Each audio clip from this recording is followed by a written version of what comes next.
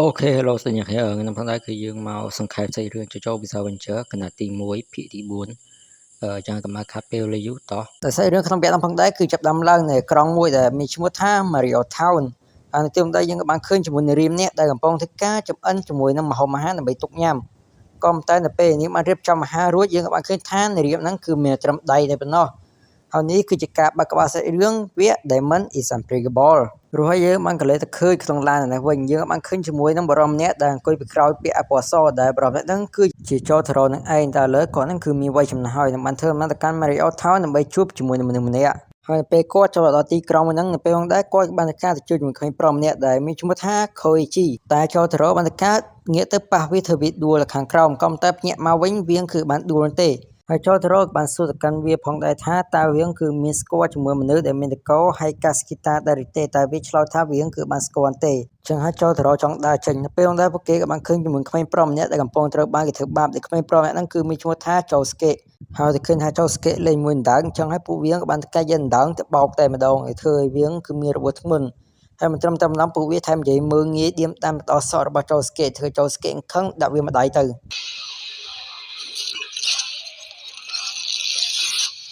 ហើយបានប្រាប់កម្មពួកវាថាពួកវាមើងងាយគេបានតែតែខាន់មិនអាចមើងងាយសក់របស់គេបានទេហើយនៅពេលដែលចូលស្កេតដើរចេញទៅបាត់នៅពេលហ្នឹងដែរចម្ងល់របស់វាក៏បានព្យាបាលឡើងវិញផងដែរវាហ្នឹងដែរចូលទៅរកបានដើរទៅរកចូលស្កេតតែម្ដងបានសួរវាថាតើវាគឺមានឈ្មោះថា Hikaskita ចូលស្កេតមែនទេហើយចូលស្កេតក៏បានយកព្រមដែរចង់ឲ្យចូលទៅរកបានប្រាប់ទៅកាន់ចូលស្កេតថាគាត់ហ្នឹងគឺជាក្មួយរបស់ចូលស្កេតដែលចូលសឹមគាត់ហ្នឹងគឺលួចមានប្រពន្ធចង់ហើយក៏បានទៅការបកកើតជាមួយនឹងចូលស្កេតឡើងមកហើយដឹងចឹងពេលហ្នឹងដែរចូលស្កេតក៏បានយកព្រមនិយាយមួយចូលទៅរកទៅដែលពួកគេពីរនាក់បានទៅការដើរបដើនិយាយគ្នាបដើនៅតាមផ្លូវចូលទៅរកបាននិយាយថានៅពេលដែលគ្រួសាររបស់គាត់ដឹងថាចូលសឹមគាត់លុញប្រពន្ធចង់ភ្លាមគាត់ថាយាយរបស់គាត់គឺពិតជាខឹងខ្លាំងមែនហើយធ្វើឲ្យចូលស្កេតបានទៅការអោនសំទោសទៅកាន់ពួកគេទៅគឺនឹងធ្វើឲ្យចូលទៅរកឆ្ងល់ខ្លាំងតែពួកគាត់មកហ្នឹងគឺដើម្បីទទួលកដាប់ដៃចូលស្កេតចំនួនចូលសឹបតែមិនស្មានថា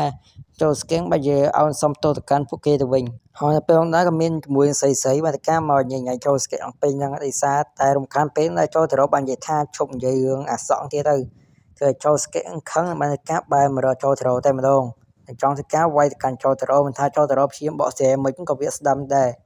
ហើយវាចង់ទៅការវាយទៅកាន់ចូលទៅរកចង់ឲ្យចូលទៅរកវាយទៅកាន់វាមុនទៅធ្វើវាការដួលខាងក្រោមតែវាគឺចោះចាញ់ទេចង់ទៅការវាយទៅកាន់ចូលទៅរកតទៀតតែបានបញ្ចេញជាមួយ stand របស់វាចេញមកទៅការវាយទៅកាន់ចូលទៅរកដែល stand របស់ចូល scan គឺមានឈ្មោះថា Crazy Diamond ហើយនៅពេលចង់ទៅការវាយទៅកាន់ចូលទៅរកបានបញ្ឈប់ពេលវេលាទៅក្រោយខ្នងរបស់វាហើយធ្វើមួយរបស់គាត់ខូចចឹងហើយគាត់បានទៅកាត់ដាក់វាម្ដាយទៅនឹងបានទៅកាត់ដេញពួកផ្សេងឲ្យចេញពីទីកន្លែងឲ្យអស់ហើយគាត់ក៏បានប្រាប់ទៅកាន់ចូល skate ថាមូលហេតុគាត់មកទីកន្លែងហ្នឹងមួយទៀតហ្នឹងគឺដោយសារខាងទីក្រុងហ្នឹងគឺមានជាមួយនឹង enemy stand ប្រាប់ចូល skate ថាបើសិនមកគាត់បានឃើញជាមួយនឹង enemy stand ហ្នឹងឲ្យចូល skate ទេប្រាប់គាត់រត់ទៅវត្តវាយទេតែពេលហ្នឹងចូល skate ដល់មកទៅរៀនចឹងឲ្យគាត់ក៏បានទៅរៀនបាត់ទៅបាននិយាយតនទេកាត់មកកាន់កន្លែងមួយទៀតនៅវិញយើងបានឃើញជាមួយគូស្នេហ៍មួយគូដែលកំពុងដើរនៅពេលហ្នឹងគេក៏បានការដើរប៉ះបរិមម្នាក់ហើយនៅពេលគេចង់ដើរចេញទីកន្លែងហ្នឹងពេលហ្នឹងបរិមម្នាក់ហ្នឹងបានការរត់ទៅរកពួកគេតែម្ដង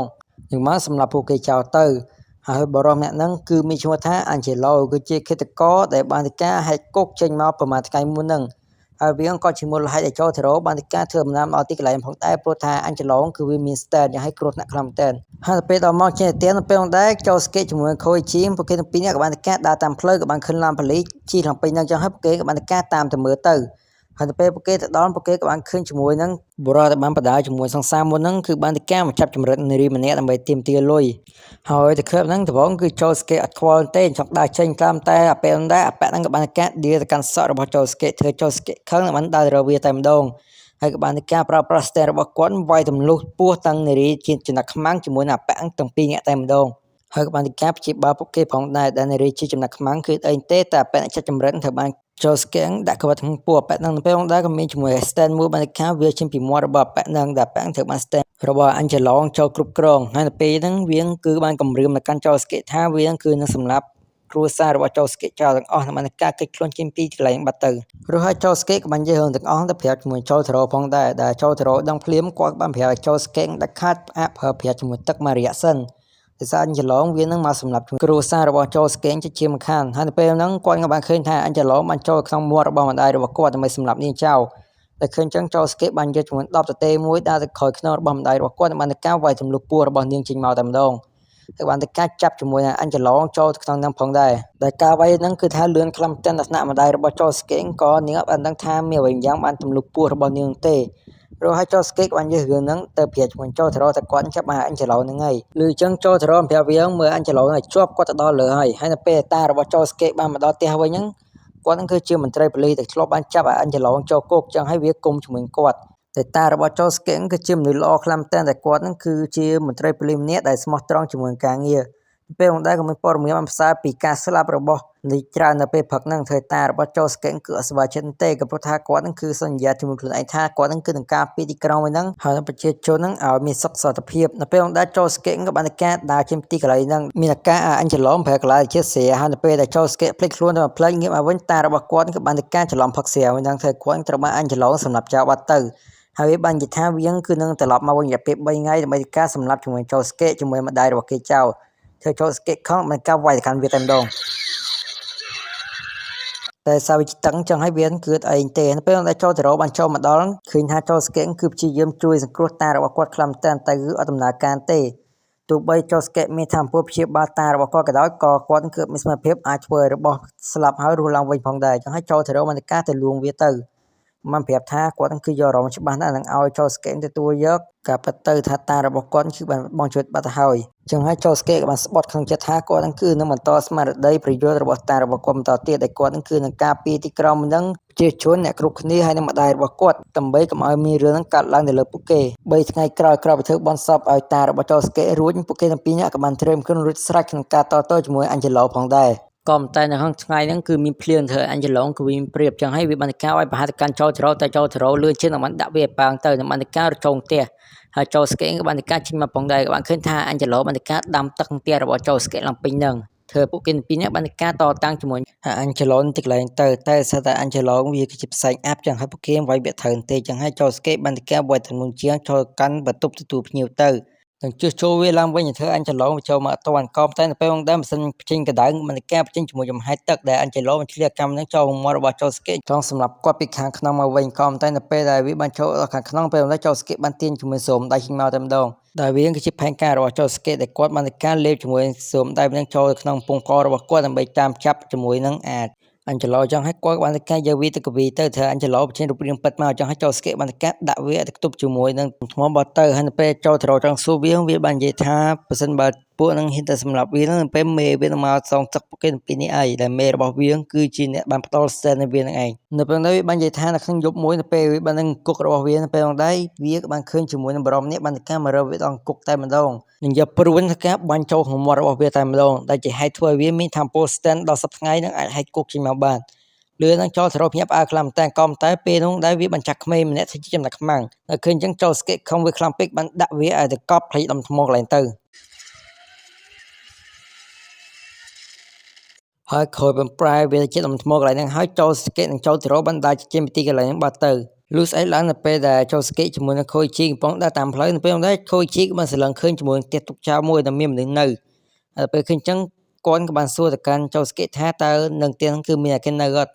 ចូលស្កេក៏ឆ្លើយវិញថាអត់មានគេនៅទេទាំងទុកចោល3ឆ្នាំហើយនៅពេលដែលខូជីអុចក្បាលទៅមើលពេលនោះមានបរិមម្នាក់បានកាត់តតស្វៀងគៀបក្បាលរបស់វាតែម្ដងហើយក៏មានជាមួយនឹងបរិមម្នាក់បានកាត់បាញ់ព្រួនចូលកំពង់ករបស់ខូជីទៅធ្វើចូលស្កេញាក់ផ្អើលភ័យខ្លាំងតែនតែពេលមើលបាញ់ព្រួយហ្នឹងគឺជាមនុស្សតែមួយបានផ្ដល់ធម៌ពលអញ្ចឡូនឹងឯងនៅពេលនោះដែរចូលស្កេចង់ចូលទៅជួយតែពេលនោះប្អូនរបស់វាដែលមានឈ្មោះថាអង្គយាស៊ុមិនកាមហាមឃាត់វាតែម្ដងនឹងបន្តទល់ជាមួយចូលស្កេដែលវាគឺមានជាមួយ stand មួយដែលមានឈ្មោះថា The Hand អធិការលុបជាមួយនឹងអ្វីគ្រប់យ៉ាងជុំវិញខ្លួនវាបាននៅពេលនោះដែរវាបានការលុបចម្ងាយរវាងវាជាមួយចូលស្កេឲ្យចូលស្កេមកចិត្តវាឬក៏វាក៏បានការដាក់ចូលស្កេម្ដាយតែម្ដងទៅហើយវាបានចឹងរហូតតវាបានការដាក់ចូលស្កេឲ្យប៉ើងទៅខាងក្រោយបានសម្រេចហើយនៅពេលចង់ទៅការប្រហោយជាមួយចូលស្កេចោលនៅពេលនោះដែរវាក៏បានឃើញថាថប់ផ្កានៅក្រោយក្នុងបាត់ចូលស្កេបានហមរើវាតែម្ដងនឹងដាក់វាឲ្យស្លាប់បាត់មកឆឹងបាត់ទៅដែលថាពលដហែននឹងខ្លាំងតែក៏តែសាអុយ៉ាស៊ូងគឺជាមនុស្សសិចឆ្លានចឹងហើយគាត់នឹងគឺបានប្រយ័ត្នតែធ្វើវាច្រឡំសោបដោយទាំងថប់ផ្កាមកតាមខ្លួនចឹងទៅនៅពេលនោះដែរខោជីត្រូវបានមួយបាញ់ព្រួនការអស់ចងផ្ទះចឹងហើយចូលស្កេបានទៅតាមទៅហើយវាបាននិយាយថាបើសិនមកចូលស្កេចេញពីកន្លែងហ្នឹងវានឹងទុកឲ្យចូលស្កេរស់ក៏តែចូលស្កេចិត្តដល់រឿងវានឹងសម្រាប់ចូលស្កេចោលតែម្ដងក៏តែចូលស្កេគ្រាន់ទេមិនការប្រញាប់ចូលជាមិត្តភក្តិរបស់គាត់ ហើយបើឃើញបែបហ្នឹងពេលហ្នឹងដែរប៉ាំងមិនប្រភេទជាមួយ stand របស់វាទៅការបាញ់ប្រហារទៅកាន់ចូលស្កេតែម្ដងក៏តែចូលស្កេគេទាន់មិនចាចំប្អូនប្រុសរបស់វាដែលបានឈរពីក្រោយចូលស្កេហ្នឹងធ្វើវាមានរបួសមុខឡើងពេញតែម្ដងតែឃើញហ្នឹងវាខ្វល់ទេនឹងបាននិយាយថាអូកាយ៉ាស៊ូល្ងងហើយអន់ខ្លាំងតែហើយវានឹងសម្រាប់ទាំងពីរចូលទីកន្លែងហ្នឹងហើយពេលបានកាបាញ់ទៅកាន់ចូលស្កេបានការវាយទាំងលូនជានឹងបានការអូកាយ៉ាស៊ូទៅការចាក់ចេញមកខាងក្រៅទាំងពីរនាក់បានសម្រេចនឹងបានការសួរទៅកាន់វាថាតា stand របស់បងវាគឺជាអ្វីតែវាព្រមព្រាមទេចឹងហើយចូលស្កេបានការបញ្ចេញជាមួយ stand របស់គាត់ចេញមកតែម្ដងបានធ្វើការព្យាបាលរបួសឲ្យវាហើយគាត់ក៏បាននិយាយប្រាប់កាន់វាថាបើសិនវាអត់ជួយគាត់ទេទៅឆ្ងាយពីគាត់ទៅរឿងហ្នឹងទៅគាត់ដោះស្រាយខ្លួនឯងហើយពេលគាត់ចង់ចូលខាងក្នុងពេលហ្នឹងអូយ៉ាស៊ូបានមកសួរគាត់ថាតែបានចូលស្កេមកព្យាបាលគាត់តែអព្យាបាលដៃខ្លួនឯងដែរចូលស្កេបាននិយាយទៅវិញថាការជួយមនុស្សវាខុសមែនហើយគាត់ក៏បានការចូលខាងក្នុងទៅហើយពេលគាត់ចង់ឡើងលើជាដើមពេលហ្នឹងអូយ៉ាស៊ូមកតាមគាត់សួរដល់នឹងទៀតដែរវាសួរថាតែបានចូលស្កេអព្យាបាលដៃខ្លួនឯងដែលចូលស្កេបាននិយាយថាគាត់នឹងព្យាបាលបានតែអ្នកអតីតតែប៉ុណ្ណោះតែគាត់នឹងគឺអាចព្យាបាលខ្លួនឯងបានទេនឹងបានឡើងទៅឈន់លើបាត់ទៅហើយនៅពេលគាត់ចូលអង្គបន្ទប់មួយក៏បានឃើញថាខូជីងគឺនៅកណ្ដាលបន្ទប់នឹងជានតាក់ផងដែរតែចូលស្កេគឺពិបាកចូលយកជាមួយខូជីខ្លាំងមែនក៏តែយ៉ាស៊ូបានការមកច្បាច់ករបស់ចូលស្កេហើយវាបានការប្រភេទជាមួយ stand របស់វាដែលហែនទៅការទៀនជាមួយនឹងខូជីមកជិតជាមួយចូលស្កេដើម្បីជាការអរគុណនិងសងគុណទៅកាន់ចូលស្កេវិញដើម្បីជិះទីកន្លែងបាត់ទៅរួចហើយទៅពេលដែលចូលស្កេការព្យាបាលទៅកាន់ខូជីរួចពួកគេទាំងពីរនាក់ចង់ចាក់ជិះទីកន្លែងហ្នឹងក៏តែពេលហ្នឹង stand របស់អាមួយបាញ់ព្រួយទៅការជិះមកឡំពួកគេដែល stand របស់វាគឺជាកូនទាហានទូចស្តៀងជាមួយរបស់លេងផងដែរក៏តែគ្រាប់ភ្លើងបាញ់ចេញគឺជាគ្រាប់ភ្លើងមែនតើចឹងហើយចូលស្កេធ្វើកិច្ចខ្លួនចេញពីទីកន្លែងហ្នឹងដែលវាគឺមានទាំងកប៉ាល់ហោះជាមួយនឹងក្រោះផងដែរហើយនៅពេលហ្នឹងដែរខូជីបានការមើលឃើញជាមួយ stand អស់ហ្នឹងដែលមានន័យថាខូជីនៅពេលហ្នឹងក៏មានជាមួយ Temple Stand ផងដែរដែលឃើញហ្នឹងអាប៉ាំងបានការចេញមកតែម្ដងដើម្បីចង់ដឹងថា Temple Stand របស់ខូជីគឺជា Temple អ្វីដែលខូជីខ្លាចពេកនៅពេលហ្នឹងដែរវាបានប្រភេទជាមួយកូនទាហានរបស់វាទៅការទៅចាក់ជាមួយសាច់របស់ខូជីធ្វើខូជីភ័យបានទៅការបញ្ចេញជាមួយ Temple Stand វាចេញមកតែវាគ្រាន់តែជាសុទ្ធមួយតែប៉ុណ្ណោះដែលឃើញចឹងអាប៉ាំងលេចចង់ដឹងទៀតហើយតែមិនជាកូនទាហានវាបាញ់បរិហាទៅកាន់ពួកគេទាំងពីរនាក់តែឃើញចឹងចូលស្កេមជីមវាយតតងដែរតែវាមិនបែកឈ្នះទេសារក្រភ្លើងច្រើនជាងមិនតាមតែម្ដងចូលស្កេថែមទៀងទៅច្រឡំជន់មីនទៀតធ្វើគាត់គឺមានរបួសជើងតែម្ដងហើយវាបានតែការបាញ់បេពីគ្រាប់ទៀតទៅកំបាក់ដៃរបស់ចូលស្កេចោលផងដែរតែវាគិតថាវាគឺអាចយកឈ្នះជាមួយចូលស្កេបានហើយក៏តែពេលចូលស្កេបានភពប្រាជាមួយថាមពលរបស់គាត់ទៅការជួចជាមួយគ្រាប់បេពីគ្រាប់មកទៅការបាញ់ត្រឡប់ទៅវិញផងដែរតែធ្វើឲ្យផ្ទះទាំងមូលទៅការផ្ទុះរញ្ជួយឡើងពេញតែម្ដងហើយដល់ពេលដែលខ្យល់បក់ទៅអស់ក៏បានឃើញថាចូលស្កេគឺជាអ្នកឈ្នះចំណែកប៉ាំងថាដេកស្អាតទីកន្លែងបាត់ទៅដល់ពេលហ្នឹងខូជីបានបវរចូលស្កេទៅយកជាមួយគ្រាប់ព្រួយមាននឹងដើម្បីការពារកុំឲ្យមានអ្នកណាទៀតត្រូវរងគ្រោះដោយសារគ្រាប់ព្រួយមាននឹងហើយចូលស្កេក៏បានយល់ព្រមផងដែរតែពួកគេបានការឡើងដល់ជាន់លើនឹងបានឃើញគ្រាប់ព្រួយនៅក្នុងបន្ទប់មួយក៏តែពេលនោះក៏មានវែមយ៉ាងបានការមកចាប់ជើងរបស់ខូជីចឹងហើយចូលស្កេក៏ញាប់ញ៉ាំទៅជួយគាត់ទៅដែររបស់មាននឹងវាក៏បានការដោះដៃត្រឡប់មកវិញហាហ្នឹងផងដែរវាមិនដឹងថាជាមនុស្សឬក៏ជាបិសាចឬក៏ជាអ្វីទេក៏តែពេលមិនដែរបងរបស់អូកាយ៉ាស៊ូបានការចូលមកដល់ទីកន្លែងហ្នឹងបាននិយាយប្រាប់ការពិតថាពិតទៅបិសាចហ្នឹងគឺជាពុករបស់គាត់នឹងឯងតែកែបគាត់នៅជាមនុស្សគាត់គឺជាមនុស្សម្នាក់ដែលជាចិត្តព្រមពើងសារនៅក្នុងគ្រួសារក៏តែនៅពេលថ្ងៃមួយដែលគាត់អាលីភិហ៊ុនអស់ធ្វើគាត់នឹងមានការលក់ប្លង់ឲ្យទៅកាន់ឌីយ៉ូដើម្បីទទួលបានមាសប្រាក់ទ្រព្យសម្បត្តិហើយអ្នកមានត្រឡប់មកវិញនឹងបានដាក់សិលអិននៅក្នុងខួរក្បាលរបស់គាត់ក៏តែក្រោយពីឌីយ៉ូបានការងាប់បាត់ធ្វើគាត់បានការប្រែคล้ายខ្លួនទៅជាបិសាចដូចសពថ្ងៃឯងហើយក៏ជាមូលហេតុដែលគាត់ព្យាយាមស្វែងរកជាមួយនឹង enemy stand ណាដែលមាន Temple Stand ខ្លាំងក្នុងការសម្លាប់ជាមួយនឹងពុករបស់គាត់ក៏ព្រោះថាពុករបស់គាត់គឺមានជីវិតអមតៈដូចឌីយ៉ូយ៉ាងចឹងខ្លាយជាបិសាចដ៏កខ្វក់និងបាត់កាត់នឹងចាំអ្វីគ្រប់យ៉ាងទាំងអស់តែគឺនឹងចូលស្គីបានប្រភេទជាមួយ stand របស់គាត់វាយទៅកាន់ធុងដែលបិសាចជាតកាយហ្នឹងការបង្កាច់បានជាមួយរូបថតមួយដែលជារូបថតគ្រួសារហ្នឹងឯងតែគឺហ្នឹងវាបានការសេដ្ឋកិច្ចហោយំតែម្ដងហើយនៅពេលហ្នឹងដែរយើងបានដឹងថាតែប៉ុន្តែបិសាចហ្នឹងវាបានបាត់កាយទាំងចាំឬក៏ផ្លេចជាមួយគ្រួសាររបស់វាទេវាគឺតែងតែនឹកនិងស្ដាយក្រោយជានិច្ចរឿងធ្វើអូយ៉ាស៊ូទៅបានមកលួចស្ដាប់មានអារម្មណ៍ថាសោកសៅខ្លាំងតែនៅពេលហ្នឹងដែរចូលស្កេបានកម្មមកសំជាមួយគ្រប់ព្រួយហ្នឹងបើយកវាទៅបំផ្លាញចោលហើយអូយ៉ាស៊ូបានការចេញមកប្រាប់បងប្រុសរបស់វាថាយើងគួរតែបញ្ឈប់ទង្វើទាំងអស់ទៅដើម្បីកើតជាជីវិតថ្មីតែបងរបស់វាគឺព្រមទេសារគាត់គឺមកឆ្ងាយហើយនឹងអាចបកក្រោយវិញបានទេក៏តែនៅពេលហ្នឹងក៏មានចំនួនបរិះម្នាក់បានកម្មមកលើមើលពួកគេបានប្រើប្រាស់ជាមួយ stand របស់វាមានឈ្មោះថា Chili Pepper ចេញមកតែម្ដងតែគឺហ្នឹងបងរបស់យ៉ាស៊ូបានការបាយវាចេញតែម្ដងហើយគាត់ក៏ត្រូវបានមួយ Chili Pepper វាយទម្លុះខ្លួនតែម្ដងហើយវាបាននិយាយថាគាត់ហ្នឹងគឺបានចាញ់ហើយចឹងហើយទោះវាជាអ្នកប្រើប្រាស់ក្របព្រួញ stand នឹងវិញម្ដងហើយវាបានការអស់គាត់ចូលក្នុងព្រីភ្លើងទៅការសម្រាប់ចោលបាត់ទៅហើយនៅពេលពួកគេបានការជិះមកតាមរក អ្នកប្រើប្រាស់ stand ពួកគេក៏បានឃើញថាបងរបស់កូយ៉ាស៊ូបានតែការទៅឆក់ខ្សែភ្លើងងាប់នៅលើបង្គោលភ្លើងហើយមិនតែប៉ុណ្ណោះមួយ Chili Pepper វាហ៊ានទាំងទេទៅគម្រាមសម្រាប់ជាមួយចោលតារ៉ូថែមទៀតក៏តែចោលតារ៉ូខ្លាញ់ទេហើយក៏ខ្វល់ផងដែរចឹងហើយវាបានតែការបន្ទូទូរស័ព្ទរបស់ចោលតារ៉ូចោលទៅក៏តែចោលតារ៉ូនៅតែខ្វល់មកអង្គុយផឹកកាហ្វេធម្មតាហើយប្រហែលថ្ងៃក្រោយមកក្រោយបងសពរបស់បងអូកូយ៉ាស៊ូបានតែការបញ្ចប់ហ្នឹងអូកូយ៉ាស៊ូជាមួយចោលស្កេអាពេលហ្នឹងបានតែការខ្លាញ់មិត្តភក្តិអង្គគ្នាបាត់ទៅហើយស្អីឡើងយើងក៏បានឃើញជាមួយខូជីគឺកំពុងជីកង់របស់គាត់ពេលនោះផងដែរពេលណាគាត់បានការជិះទៅកិនជាមួយថងវែងយ៉ាងធ្វើឲ្យគាត់បានដួលទីកន្លែងទៅហើយនៅពេលគាត់បានមើលទៅកាន់ថងហ្នឹងមើលទៅពេលហ្នឹងដែរថងក៏មានកម្រើកនៅមានការហូរឈាមចេញមកតែម្ដងតែធ្វើគាត់គឺមានអារម្មណ៍ភ័យខ្លាំងតែពេលហ្នឹងក៏មានបរិមម្នាក់បានអង្គុយចិត្តហ្នឹងតែគាត់គឺមានឈ្មោះថាម៉ាមីតែគាត់និយាយថាខូជីបានទៅការជិះកង់កិនឆ្មារបស់គាត់ចឹងហើយខូជីត្រូវស្វងលុយគាត់ហើយនៅពេលដែលខូជីព្រមគាត់បានការដាក់ជាមួយ style របស់គាត់ដែលជាមានរូបរាងជាសោនទៅលើខ្លួនរបស់ខូជីតែម្ដង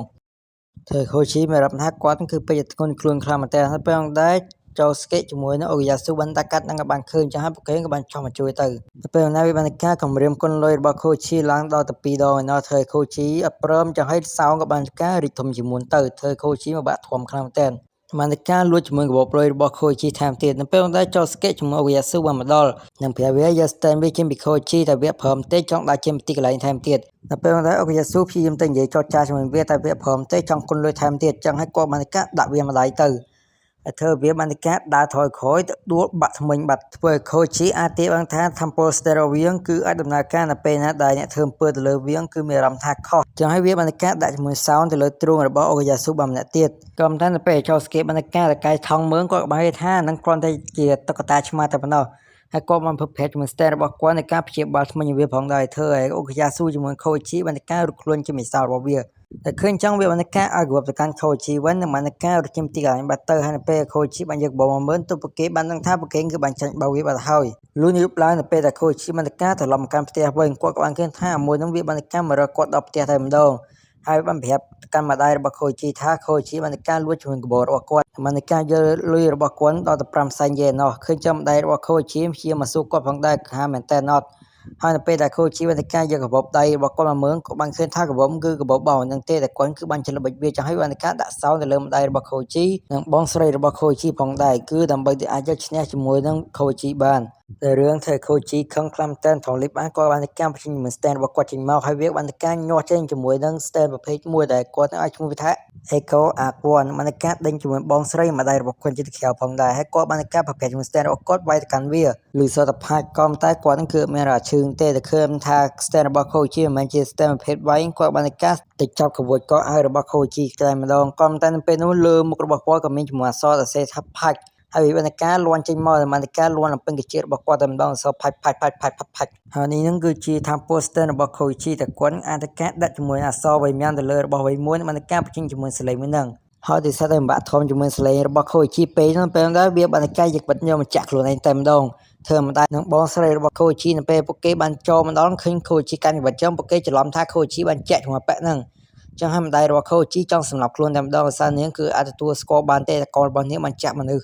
សតែប៉ាក់ហ្នឹងបានការបង្ខំឲ្យខូជីយកធ្វើ poster របស់វាចេញពីខ្លួនរបស់គេមិនចឹងទេម្ដាយរបស់ខូជីនឹងសម្លាប់ខ្លួនតែខូជីព្រមទេបានការប្រើប្រាស់ poster របស់គាត់ទៅសេពាក្យថាជឿជាក់លើខ្ញុំទៅលើម្ដាយរបស់គាត់ធ្វើម្ដាយរបស់ខូជីបានលើពាក្យថាជឿជាក់លើខ្ញុំទៅជឿជាក់លើខ្ញុំទៅតែធ្វើគាត់បានជឿជាក់លើកូនរបស់គាត់មែនជាហេតុធ្វើឲ្យសោរបស់អាមួយហ្នឹងបានការលាបាត់ទៅហើយវាបានការទៅសំបោជាមួយខូជីនឹងសុំទោសគាត់ផងដែរហើយបានការដោះសោជាមួយបងស្រីរបស់ខូជីបានប្រាប់ថាវាឲ្យខូជីអត់ទោសវាផងចាប់ថ្ងៃមកវាបានការខ្លាចជំនឿល្អវិញបានការឈប់ដើររកស៊ីបោកប្រាស់គេតាមផ្លូវដូចដងទៀតហើយយើងបានឃើញជាមួយក្មេងប្រុសម្នាក់ដែលគាត់គឺកំពុងតែអង្គុយមើលរូបថតរបស់ស៊ីស្អាតម្នាក់នៅពេលនោះដែរគាត់ក៏បានការយកបិចមកចាក់ភ្នែកខ្លួនឯងតែម្ដងតែរឿងទាំងអស់ហ្នឹងគឺថាម៉ាមីហ្នឹងគាត់និយាយប្រាប់ទៅកាន់ចៅស្កេជាមួយនឹងអូកូយ៉ាស៊ូតកតងជាមួយនឹងរឿងដែលតកតងជាមួយនឹងអ្នកប្រើប្រាស់ stem ម្នាក់ទៀតមានឈ្មោះថ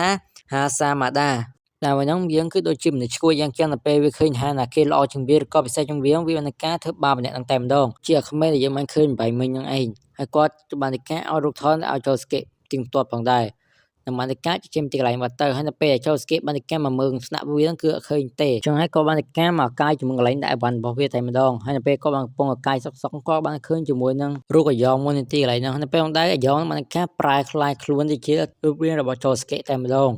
ដែលបង្ហាញថាអាយ៉ងគឺជា stand របស់អាហាសាម៉ាដានឹងឯងហើយវាក៏មានសមត្ថភាពនៃការគ្រប់គ្រងរាងកាយរបស់អ្នកដែលវា copy ផងដែរនឹងបាននៃការគ្រប់គ្រងចូលស្កេឲ្យគាត់ទៅការដាក់កូយ៉ាស៊ូមកដៃឲ្យប៉ើងទៅបាត់ទៅនឹងបាននៃការគ្រប់គ្រងដៃរបស់ចូលស្កេឲ្យចូលស្កេយើបិញមកចាក់ភ្នែករបស់ខ្លួនឯងលើសូជ្រិចបានដួលទៅខាងក្រោមបាត់ទៅដល់ពេលចូលស្កេដួលបាត់ចឹងហើយវាបាននៃការបង្ហាញខ្លួនចេញមកតែម្ដង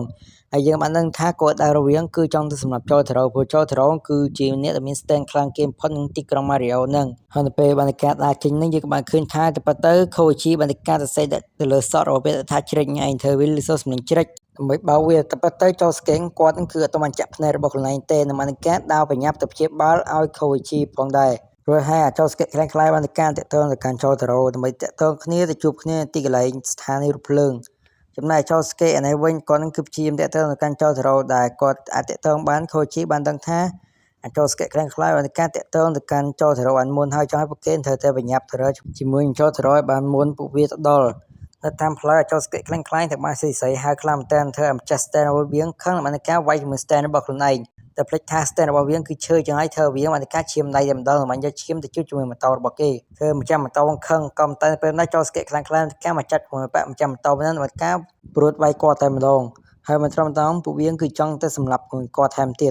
តតែជាស្មានល្អនៅពេលចូលស្កេមែនតើបានម៉ូតូមិនជួយគាត់ទាន់ហើយនៅមានការកំទេចជាមួយដៃរបស់អាចចូលស្កេខ្លាំងខ្លាយអស់មកជាហៀងថែមទៀតទៅឃើញសភាពស្រួលពេលណាអាចចូលស្កេខ្លាំងខ្លាយនឹងម្ចាស់វាបានការរត់ទៅនៅពេលនោះពួកគេបានលឺសលេងជាមួយនឹងភ្លើងត្រូវបិទផ្លូវយ៉ាងហើយពួកគេបានការរត់ឡើងលើស្ពានក៏តែនៅពេលពួកគេមើលទៅឃើញថាមានរថភ្លើងទេបានឃើញថាខូជីជាមួយចូលស្កេរត់កាត់កន្លែងធម្មតាទៅពួកគេបានដឹងថានេះគឺជាថាពោស្ទែរបស់ខូជីបោកពួកគេតែប៉ុណ្ណោះហើយនៅពេលពួកគេបានការមកជួយជាមួយចូលទៅរោពួកគេបាននិយាយរឿងគ្រប់យ៉ាងប្រាប់ទៅកាន់ចូលទៅរោផងដែរក៏តែនៅពេលនោះចូលស្កេបានការទៅលួចបិចរោចូលទៅរោហើយគាត់ឆ្ងល់ខ្លំតែគាត់យកបិចរោចូលទៅរោមកទៅអីហើយពេលគាត់មើលទៅកាន់កញ្ចក់ក៏បានឃើញថាអាមួយចូលស្កេខាងខ្លាយវាបានបញ្ជាជាមួយដៃរបស់គាត់ឲ្យទៅចាក់សំណាប់មួយចូលទៅរោចោលតែនៅពេលនោះពូម្ចាស់ម៉ូតូមកការមកឆ្មក់វាក្រោយក្នុងមកការដាក់ម្ចាស់វាឲ្យទៅដេកបាត់ទៅតែពួកគេគឺជឿនទេដែលចូលស្កេបានការវាយប្រហារកាន់ពួកគេនឹងហើយពួកគេនឹងគឺជឿថាចូលស្កេគឺជាក្មេងល្អហើយការដែលវាយកឈ្មោះរបស់ចូលស្កេមកលេងសើចពួកគេនឹងគឺនឹងបដៅវិឈិញនឹងឯងហើយចូលស្កេបានការឆ្លៀកកៅនឹងកំតិចជាមួយតកតាងចោលផងដែរធ្វើអាហារសាម៉ាដាងវាបានការហៅមុខទៅដេកពេទ្យបាត់ទៅលុះស្អែកឡើងយើងក៏បានឃើញថាចូលស្កេបានការយករឿងនឹងទៅប្រាប់ជាមួយនឹងអូកាយ៉ាស៊ូផងដែរតែគាត់បាននិយាយថាអាមួយហាសាម៉ាដាងគឺវាទៅតងជាមួយអាឆេលីពភើនទេក៏តែវាមិនប្រាប់ទៅកាន់ពួកគេថាទោះបីយ៉ាងណាអ្នកប្រើប្រាស់ stand ដូចជាដៃឆក់យ៉ាងចឹងពួកគេនឹងគឺនឹងត្រូវបានជោគវាសនាទានឲ្យជួបគ្នារហូតហើយនៅពេលអ្នកទាំងពីរកំពុងដើរសសក់ក៏បានឃើញថាខូជាងគាត់នឹងគឺកំពុងតែអង្គុយជាមួយស្រីទៅឃើញចឹងអាពេលហ្នឹងមិនការទៅលួចស្ដាប់ទៅតែម្នាក់ផ្សេងគឺហៅគាត់មកគឺដើម្បីសារភាពស្នេហ៍ប្រាប់គាត់បានសួរគាត់ថាតើគាត់គឺស្រឡាញ់យើងអត់ហើយពេលណាខូជាងគាត់គឺស្ទាក់ស្ទើរនិយាយដែរដប់ទៅធ្វើនាងខឹងហើយនាងបានការសេពសួរគាត់មកហឹងតែម្ដងថាគាត់គឺស្រឡាញ់នាងអត់ដែលជាឲ្យធ្វើវាគេថាគៀងតែម្ដងហើយដោយសារនាងអៀនគាត់ខ្លាំងពេកនាងបានការរត់ចេញទីកន្លែងហ្នឹងបាត់ទៅហើយនៅពេលដែលខូជីកំពុងផឹកតក្រូចសក់ក៏បានឃើញថាតក្រូចរបស់គាត់គឺសិតតែសក់ឡើងពេញតែម្ដងដែលរឿងហ្នឹងចូលស្កេគឺចាប់បានសង្ស័យហើយស្អែកឡើងនៅពេលដែលខូជីកំពុងតែការសម្អាតជាមួយបន្ទោរបស់គាត់នៅពេលនោះដែរនាងបានការមករត់ជាមួយគាត់តែម្ដងដើម្បីការមកនិយាយសុំទោសគាត់រឿងកាលពីម្សិលមិញហើយយើងបានដឹងឈ្មោះរបស់នាងផងដែរនាងមានឈ្មោះថាយូកាកូបានការយកអាហារឆ្ងាញ់ៗយកមកឲ្យជាមួយនឹងខូជីដើម្បីលួងគាត់ក៏តែនៅពេលនោះក៏មានជាមួយប្រធានស្នាក់មិនកម្មហៅជាមួយខូជីហ្នឹងឲ្យគាត់ហ្នឹងយកសម្រាប់បោះចោលហើយទៅឃើញថាប្រធានស្នាក់ជាមួយខូជីសាសនាគ្នាខ្លាំងពេកនាងគឺអសប្បាយចិត្តទេហើយនៅពេលដែលចែប្រធានស្នាក់នៅតែឯងនៅពេលនោះនាងបានការទៅគម្រាមនាងតែម្ដងថាកុំឲ្យនាងមកសាសនាជាមួយខូជីខ្លាំងពេកតែរឿងធ្វើប្រធានស្នាក់ឆ្ងល់ខ្លាំងតែនាងគឺនិយាយពីអីគេហើយដោយសារតែនិយាយស្ដាប់គ្នានៅពេលនោះដែរយូកាកូនាងមិនប្រើប្រាស់ជាមួយ stand របស់នាងទៅការដុតសក់របស់ប្រធានស្នាក់ចោលតែម្ដងតែជាសំណាងល្អនៅពេលនោះដែរអូកាយ៉ាស៊ូបានដល់មកនៃការជួយសក់របស់នាងទាន់ដែលធ្វើសក់របស់នាងខ្ទេចតែម្ដងតែនៅពេលចូលស្កេគឺប្រកាសហើយថាយូកាកូនាងគឺជា enemy stand user នៅពេលនោះដែរខូជីគាត់បានឃើញថាគាត់នឹងគឺបានប្រឡងធ្លាក់ហើយគាត់គឺអង្គុយសែខ្លាំងមែនមូលហេតុសារគាត់គឺគិតពីរឿងយូកាកូខ្លាំងពេកនៅពេលនោះដែរចូលស្កេគាត់បានប្រាប់ទៅកាន់ខូជីថា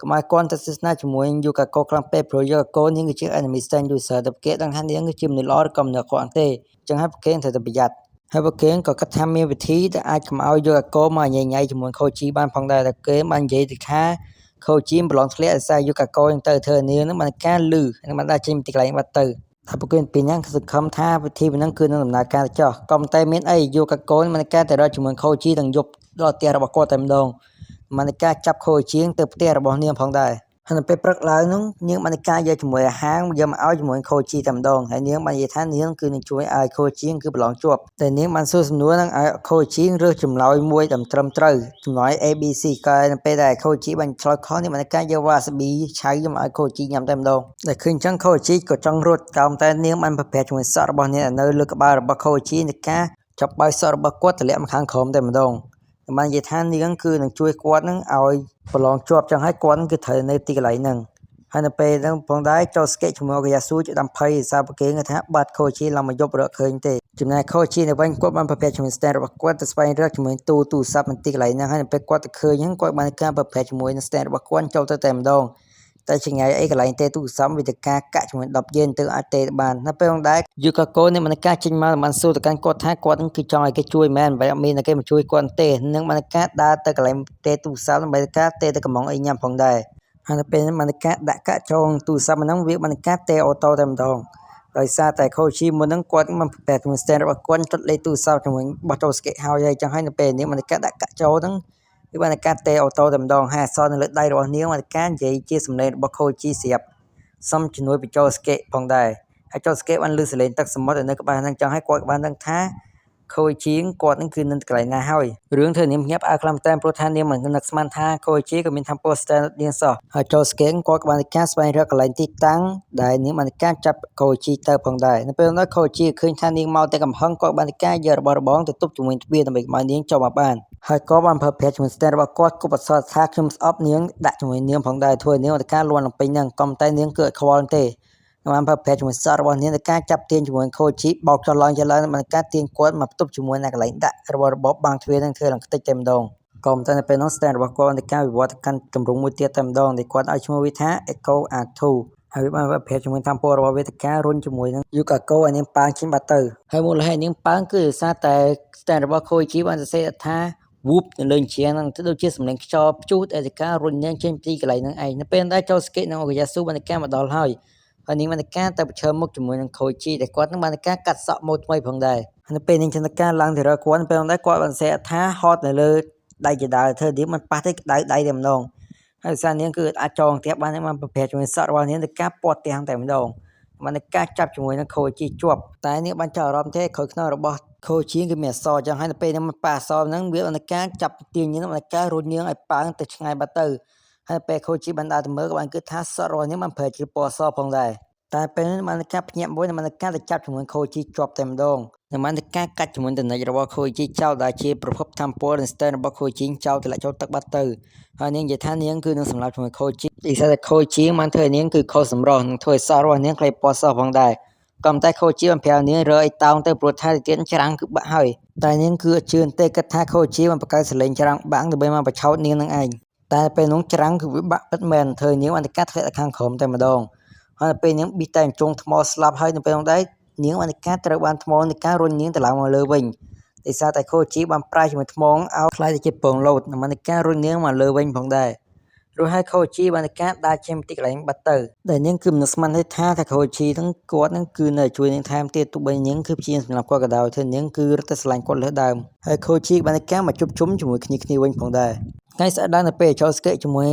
អូកាយ៉ាស៊ូកំពុងដើរតាមផ្លូវពួកគេក៏បានឃើញជាមួយហាងថ្មីមួយទៅបើកចឹងហើយពួកគេចង់ចូលទៅសាក់ជាមួយហាងទៅហើយនៅពេលពួកគេបានទៅការធ្វើដំណើរដល់ហាងមួយហ្នឹងនៅពេលហ្នឹងដែរចំភៅក៏បានទៅការចូលមករយៈពួកគេតែម្ដងហើយនៅពេលដែលអូកាយ៉ាស៊ូបានសួររកមេញូពេលហ្នឹងដែរចំភៅបាននិយាយថាហាងរបស់គាត់គឺត្រូវការមេញូទេតែហាងរបស់គាត់គឺមើលលើសុខភាពរបស់ភ្ញៀវហើយនៅពេលគាត់បានមើលដៃរបស់អូកាយ៉ាស៊ូហ្នឹងគាត់បាននិយាយបានថាអូកាយ៉ាស៊ូមិញគឺអត់សូវបានគេងទេតែធ្វើភ្នែករបស់គាត់ស្លក់ហើយសុខភាពគាត់ក៏អត់សូវល្អផងដែរចឹងហើយភៅក៏បានការចូលធ្វើម្ហូបតែពួកគេទៅតែមុនទៅក៏បានការចាក់ទឹកឲ្យពួកគេញ៉ាំផងដែរពេលដែលអូកាយ៉ាស៊ូបានការផឹកទឹកគាត់មានរាប់ថាទឹកគឺមានរសជាតិឆ្ងាញ់ខ្លាំងមែនទែនដែលធម្មតាទឹកគឺមានរសជាតិទេហើយនៅពេលនោះផងដែរផ្នែករបស់គាត់សឹកបានការយំចេញមកតែម្ដងហើយការយំគឺមិនយំទិញទេបាញ់ដូចទឹកទន្លេអញ្ចឹងហើយចំភើកបានប្រាប់ថាការយំវាជួយលាងសម្អាតភ្នែកយើងឲ្យសស្អាតនិងស្រស់ថ្លាជាងមុនតែអូយ៉ាស៊ូគាត់ក៏មានអារម្មណ៍ថាភ្នែករបស់គាត់គេថាមើលច្បាស់ជាងមុនថែមទៀតផងហើយនៅពេលចំភើយយមហូបថ្មីឲ្យគាត់ញ៉ាំហ្នឹងគាត់ដាក់មួយម៉ាត់តែប៉ុណ្ណោះហើយមានអារម្មណ៍ថាវាគឺពេញរសជាតិឆ្ងាញ់ខ្លាំងមែនទែនបានសេចចំទីលំពេញនឹងឃើញចឹងចូលស្កេតសមាតិកតែអូយ៉ាស៊ូអត់ឲ្យទេបាននិយាយថាបើចង់ញ៉ាំកំងខ្លួនឯងទៅអានេះរបស់គាត់ឲ្យញ៉ាំទេ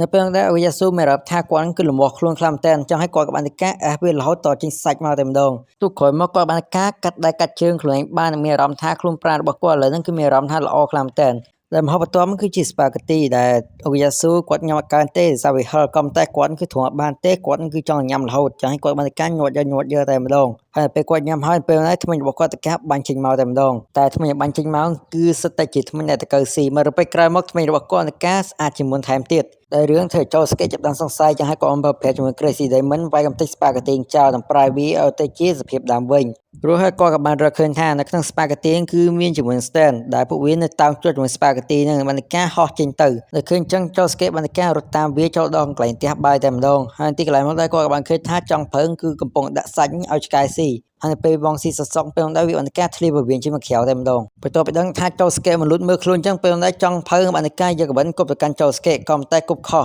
គាត់ខឹងខ្លាំងតែតែចូលស្កេតហ៊ានដើរចូលមកកន្លែងផ្ទះបាយរបស់គាត់ហើយចូលស្កេតក៏ខ្លាចផងដែរក៏តែពេលគាត់ងាកមកក្រោយបានឃើញថាអូកាយ៉ាស៊ូងគឺញ៉ាំសัตว์ដែលចង់ភើទុកឲ្យគាត់ទាំងឯងដែលគាត់គឺអាចចាំបានទេតែគាត់កំពុងញ៉ាំសុកនៅពេលដែរពវៀងរបស់គាត់ក៏បានការធ្លាយជាមួយក្រៅតែម្ដង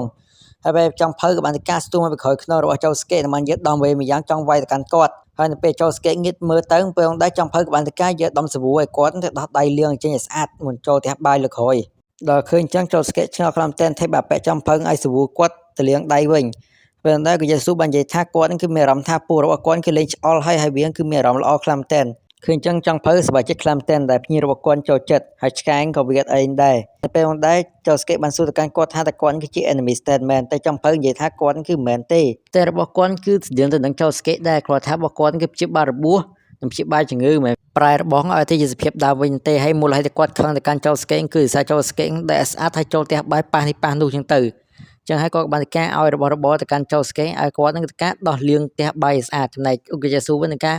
មកអង្គុយញ៉ាំផ្អែមធម្មតាកាន់មកកាន់ខាងរបស់ចូលតរនៅវិញយើងក៏បានឃើញជាមួយនឹងបុគ្គលិករបស់ Speedwagon ម្នាក់បានការមកប្រាប់ជាមួយចូលតរថានៅថ្ងៃស្អែកចូលសឹបគាត់នឹងធ្វើដំណើរមកកាន់ទីក្រុង Mario ទៅផ្ទាល់តែម្ដងនៅយូរនៅផងដែរនៅផ្ទះរបស់ចូលស្កេតតាមដែររបស់គាត់គឺកំពុងជេរសារគាត់គឺលេងហ្គេមមកគិតធ្វើអីទេហើយនៅពេលគាត់លេងហ្គេមចាញ់រួចម្ដាយរបស់គាត់ក៏បានតែការដើរចេញពីទីកន្លែងនោះបាត់ទៅហើយនៅពេលគាត់ចង់ដើរចេញពីទីកន្លែងនោះមួយរំពេញខ្ញុំផងដែរទូក៏បានតែការបើកអូតូតែម្ដង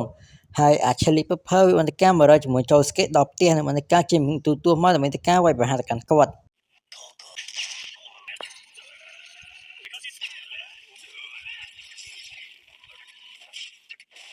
តែឃើញថាចូលស្កេតខ្លាំងគ្រាន់បើវាបានតែការចេញពីទីកន្លែងសិនទៅឬហើយចូលស្កេតបានយករឿងទៅប្រាជ្ញជាមួយគ្នារបស់គាត់ដែលចូលទៅរកនិយាយថាវត្តភ័យទេទៀតនឹងគាត់នឹងអាស្វែងរកឃើញម្ចាស់មួយ Chili Pepper នឹងបានដោយសារគាត់គឺបានតែការហៅចូលសឹបឲ្យមកទីក្រុង Mario នេះផ្ទាល់ដោយសារចូលសឹបគឺមានធម៌ពលហើយមកផលអាចស្វែងរកឃើញម្ចាស់របស់វាបានទៅលឿននឹងពេលនោះដែរមួយ Chili Pepper បានតែការបន្លំខ្លួនលួចស្ដាប់ពួកគេនៅក្នុងម៉ូតូរបស់ Okuyasu បានតែការបង្ហាញខ្លួនចេញមកតែម្ដងដឹងថាចូលសឹបអាចស្វែងរកខ្លួនឯងឃើញចឹងចឹងហើយវាបានតែការបដូរទិសដៅទៅសម្រាប់ជាមួយចូលសឹបវិញមិនជាជំទីកន្លែងបាត់ទៅឃើញនឹងអូយ៉ាស៊ូអំប្រភេទជា stand របស់គាត់ teleport ទៅរកវាតែម្ដងហើយពេលតាមតនវាគាត់ក៏បានតែការកំទេចម៉ូតូចោលតែម្ដងហើយក៏បានតែការដាក់ទោសវាទៅវាបានតែការសម្រាប់បងប្រុសរបស់គាត់ក៏តែពេលនោះវាចាប់បាននិយាយចាក់មនោគមឲ្យអូកាយ៉ាស៊ូខឹងតែម្ដងហើយសារគាត់ធំវាបានគាត់បានប្រភេទជាមួយទៅហេនតការលុបវាអស់ពាក្យតែខ្លួនតែម្ដងក៏តែពេលហ្នឹងគាត់គឺដឹងថាគាត់គឺបញ្ចាលួចរបស់វាហើយដោយសារគាត់ក៏បានការលុបដោយទាំងដីដែលរក្សាជាមួយអគិសនីនៅក្រោមដីអញ្ចឹងហើយវាបានការកាត់ដីរបស់អូកាយ៉ាស៊ូចោលអស់មួយជាងទៅមិនបានការទាញគាត់ចូលទៅក្នុងប្រភពអគិសនីនៅក្រោមដីបាត់ទៅក៏តែចូលស្កេមកចូលទៅរកគឺអភ័យទេសារចូលស្កេគឺមានធម្មពលអព្យាបាលចឹងហើយក៏បានការទាញជាមួយអូកាយ៉ាស៊ូជាមួយក្នុងខ្សែភ្លើងមួយបានសម្រេចរឿងថាអូកាយ៉ាស៊ូគឺខឹងខ្លាំងតែព្រោះគាត់គឺមានអាកាសសងសឹកហើយតែគាត់គឺសងសឹកអត់បានព្រោះហើយពួកគេទាំង4នាក់ក៏បានធ្វើដំណើរមកកាន់កំពង់ផែដើម្បីរងចាំជាមួយចូលសឹបតែម្ដងដែលគាត់បានការឲ្យចូលស្កេជាមួយខូជីនៅចាំការពារប្រយុទ្ធជាមួយនឹងអាមួយ Slipper នឹងពួកគាត់ដឹងថាវាគឺធ្វើដំណើរមកដើម្បីសម្រាប់ចូលសឹបចំណែកគាត់ជាមួយអូកាយ៉ាស៊ូវិញគឺធ្វើដំណើរទៅការពារចូលសឹបនៅលើទូករបស់គាត់ហើយនៅពេលដែលចូលទៅរកជាផុតនៅពេលណាមួយ Slipper វាបានការចេញមកតែម្ដងហើយលើកហ្នឹងគឺវាមកជាមួយម្ចាស់វាតែផ្ទាល់តែវានិយាយថាវាគឺនឹងសម្រាប់ពួកគេទៅប្រើកូនដៃរបស់វាតែប៉ុណ្ណោះចឹងហើយចូលស្គីបានការវាយបាក់កូនដៃរបស់វាចោលតែម្ដងក៏តែពេលនោះវានឹងការទ្រាំឈឺនឹងបានយកកូនដៃរបស់វាពុតឡើងវិញនឹងការដេញហ្គីតារបស់វាដើម្បីទៅការសម្រួលអារម្មណ៍ឡើងវិញរួចហើយចូលស្គីចាប់ដើមវាយប្រហារកាន់វាតែម្ដងក៏តែមករពេញមកដែរគាត់ងល់នឹងការបែកក្នុងវាទៅវិញ ដោយខូជាបំភារកាន់ចោលស្កេថាមួយឈិលពីភើងបានកាចេញក្នុងលូបានកាចាប់ប្រវល់ខ្លួនរបស់ចោលស្កេធ្វើចោលស្កេគឺដឹងខ្លួនទេហើយវាបានកាចេញក្នុងលូមកបានកាវាយបហាទៅកាន់ចោលស្កេមកក្រោយធ្វើគាត់គឺវាតតួជាមួយវាខ្លាំងតែនហើយនៅពេលចន្ទការលួចឆ្មក់ចោលស្កេក្រោយខ្នងនៅពេលហ្នឹងដែរវាបានកាបញ្ចេញពពុះចេញក្នុងទឹកដែលឆ្វក់លូហ្នឹងធ្វើឲ្យខូជីឃើញបានប្រាប់វាទៅកាន់ចោលស្កេធ្វើចោលស្កេមានកាត់ដាក់អាមួយហ្នឹងឲ្យវារបួសធ្ងន់ទៅតែវាអត់គឺអស់ចិនទេបានការប្រើប្រាស់ជាមួយធម្មពលវាសូជាមួយអគិសនីនៅក្នុងទីក្រុងមកទាំងមូលអស់តែម្ដងធ្វើទីក្រុងគឺបានដាច់ភ្លើងហើយបានការប្រមូលធម្មពលវាវាយបហាទៅកាន់ចោលស្កេតែលបឿនវាលឿនជាងចោលស្កេចឹងហើយបានការស្ទុះទៅវាយចោលស្កេឲ្យគាត់នឹងការប៉ាលើត្រាក់នឹងខ្ទេចតែម្ដងក៏តែពេលបានការចាញ់ល្បិចរបស់ចោលស្កេតែម្ដងដែលចោលស្កេបានការចាប់ឃុំវានៅក្នុងកង់អាត្រាំងតែម្ដងនឹងធ្វើឲ្យវានឹងការជាប់ក្នុងនឹងហើយនៅពេលការវាយទម្លុះចេញមកវិញខ្យល់របស់កង់អាត្រាំងបានការផ្លុំវាធ្លាក់ចូលក្នុងទឹកសមុទ្របាត់ទៅដោយសារទឹកសមុទ្រគឺទឹកប្រៃចឹងហើយអគ្គិសនីគឺនឹងផ្ទេរឡើងពេញតែម្ដងធ្វើវាគឺបានការរលាយខ្លួនបែកខ្ទេចអស់ទៅហើយម្ចាស់រវាងគឺឈើថ្មងអត់មានកម្រើកទេហើយទូរបស់ចៅសឹកក៏បានធ្វើដំណើរមកដល់ផងដែរក៏តែនៅពេលដែលពួកគេភ្លេចខ្លួនតែមួយផ្លែតែប៉ុណ្ណោះក៏បានឃើញថាអាមួយម្ចាស់ Stan Chalip ផងបានការកិច្ចខ្លួនបាត់ហើយដែលវាបានការឡើងទៅលើទូកណោបានបន្លំខ្លួនធ្វើជាបុគ្គលិករបស់ Switchwagon Foundation ផងដែ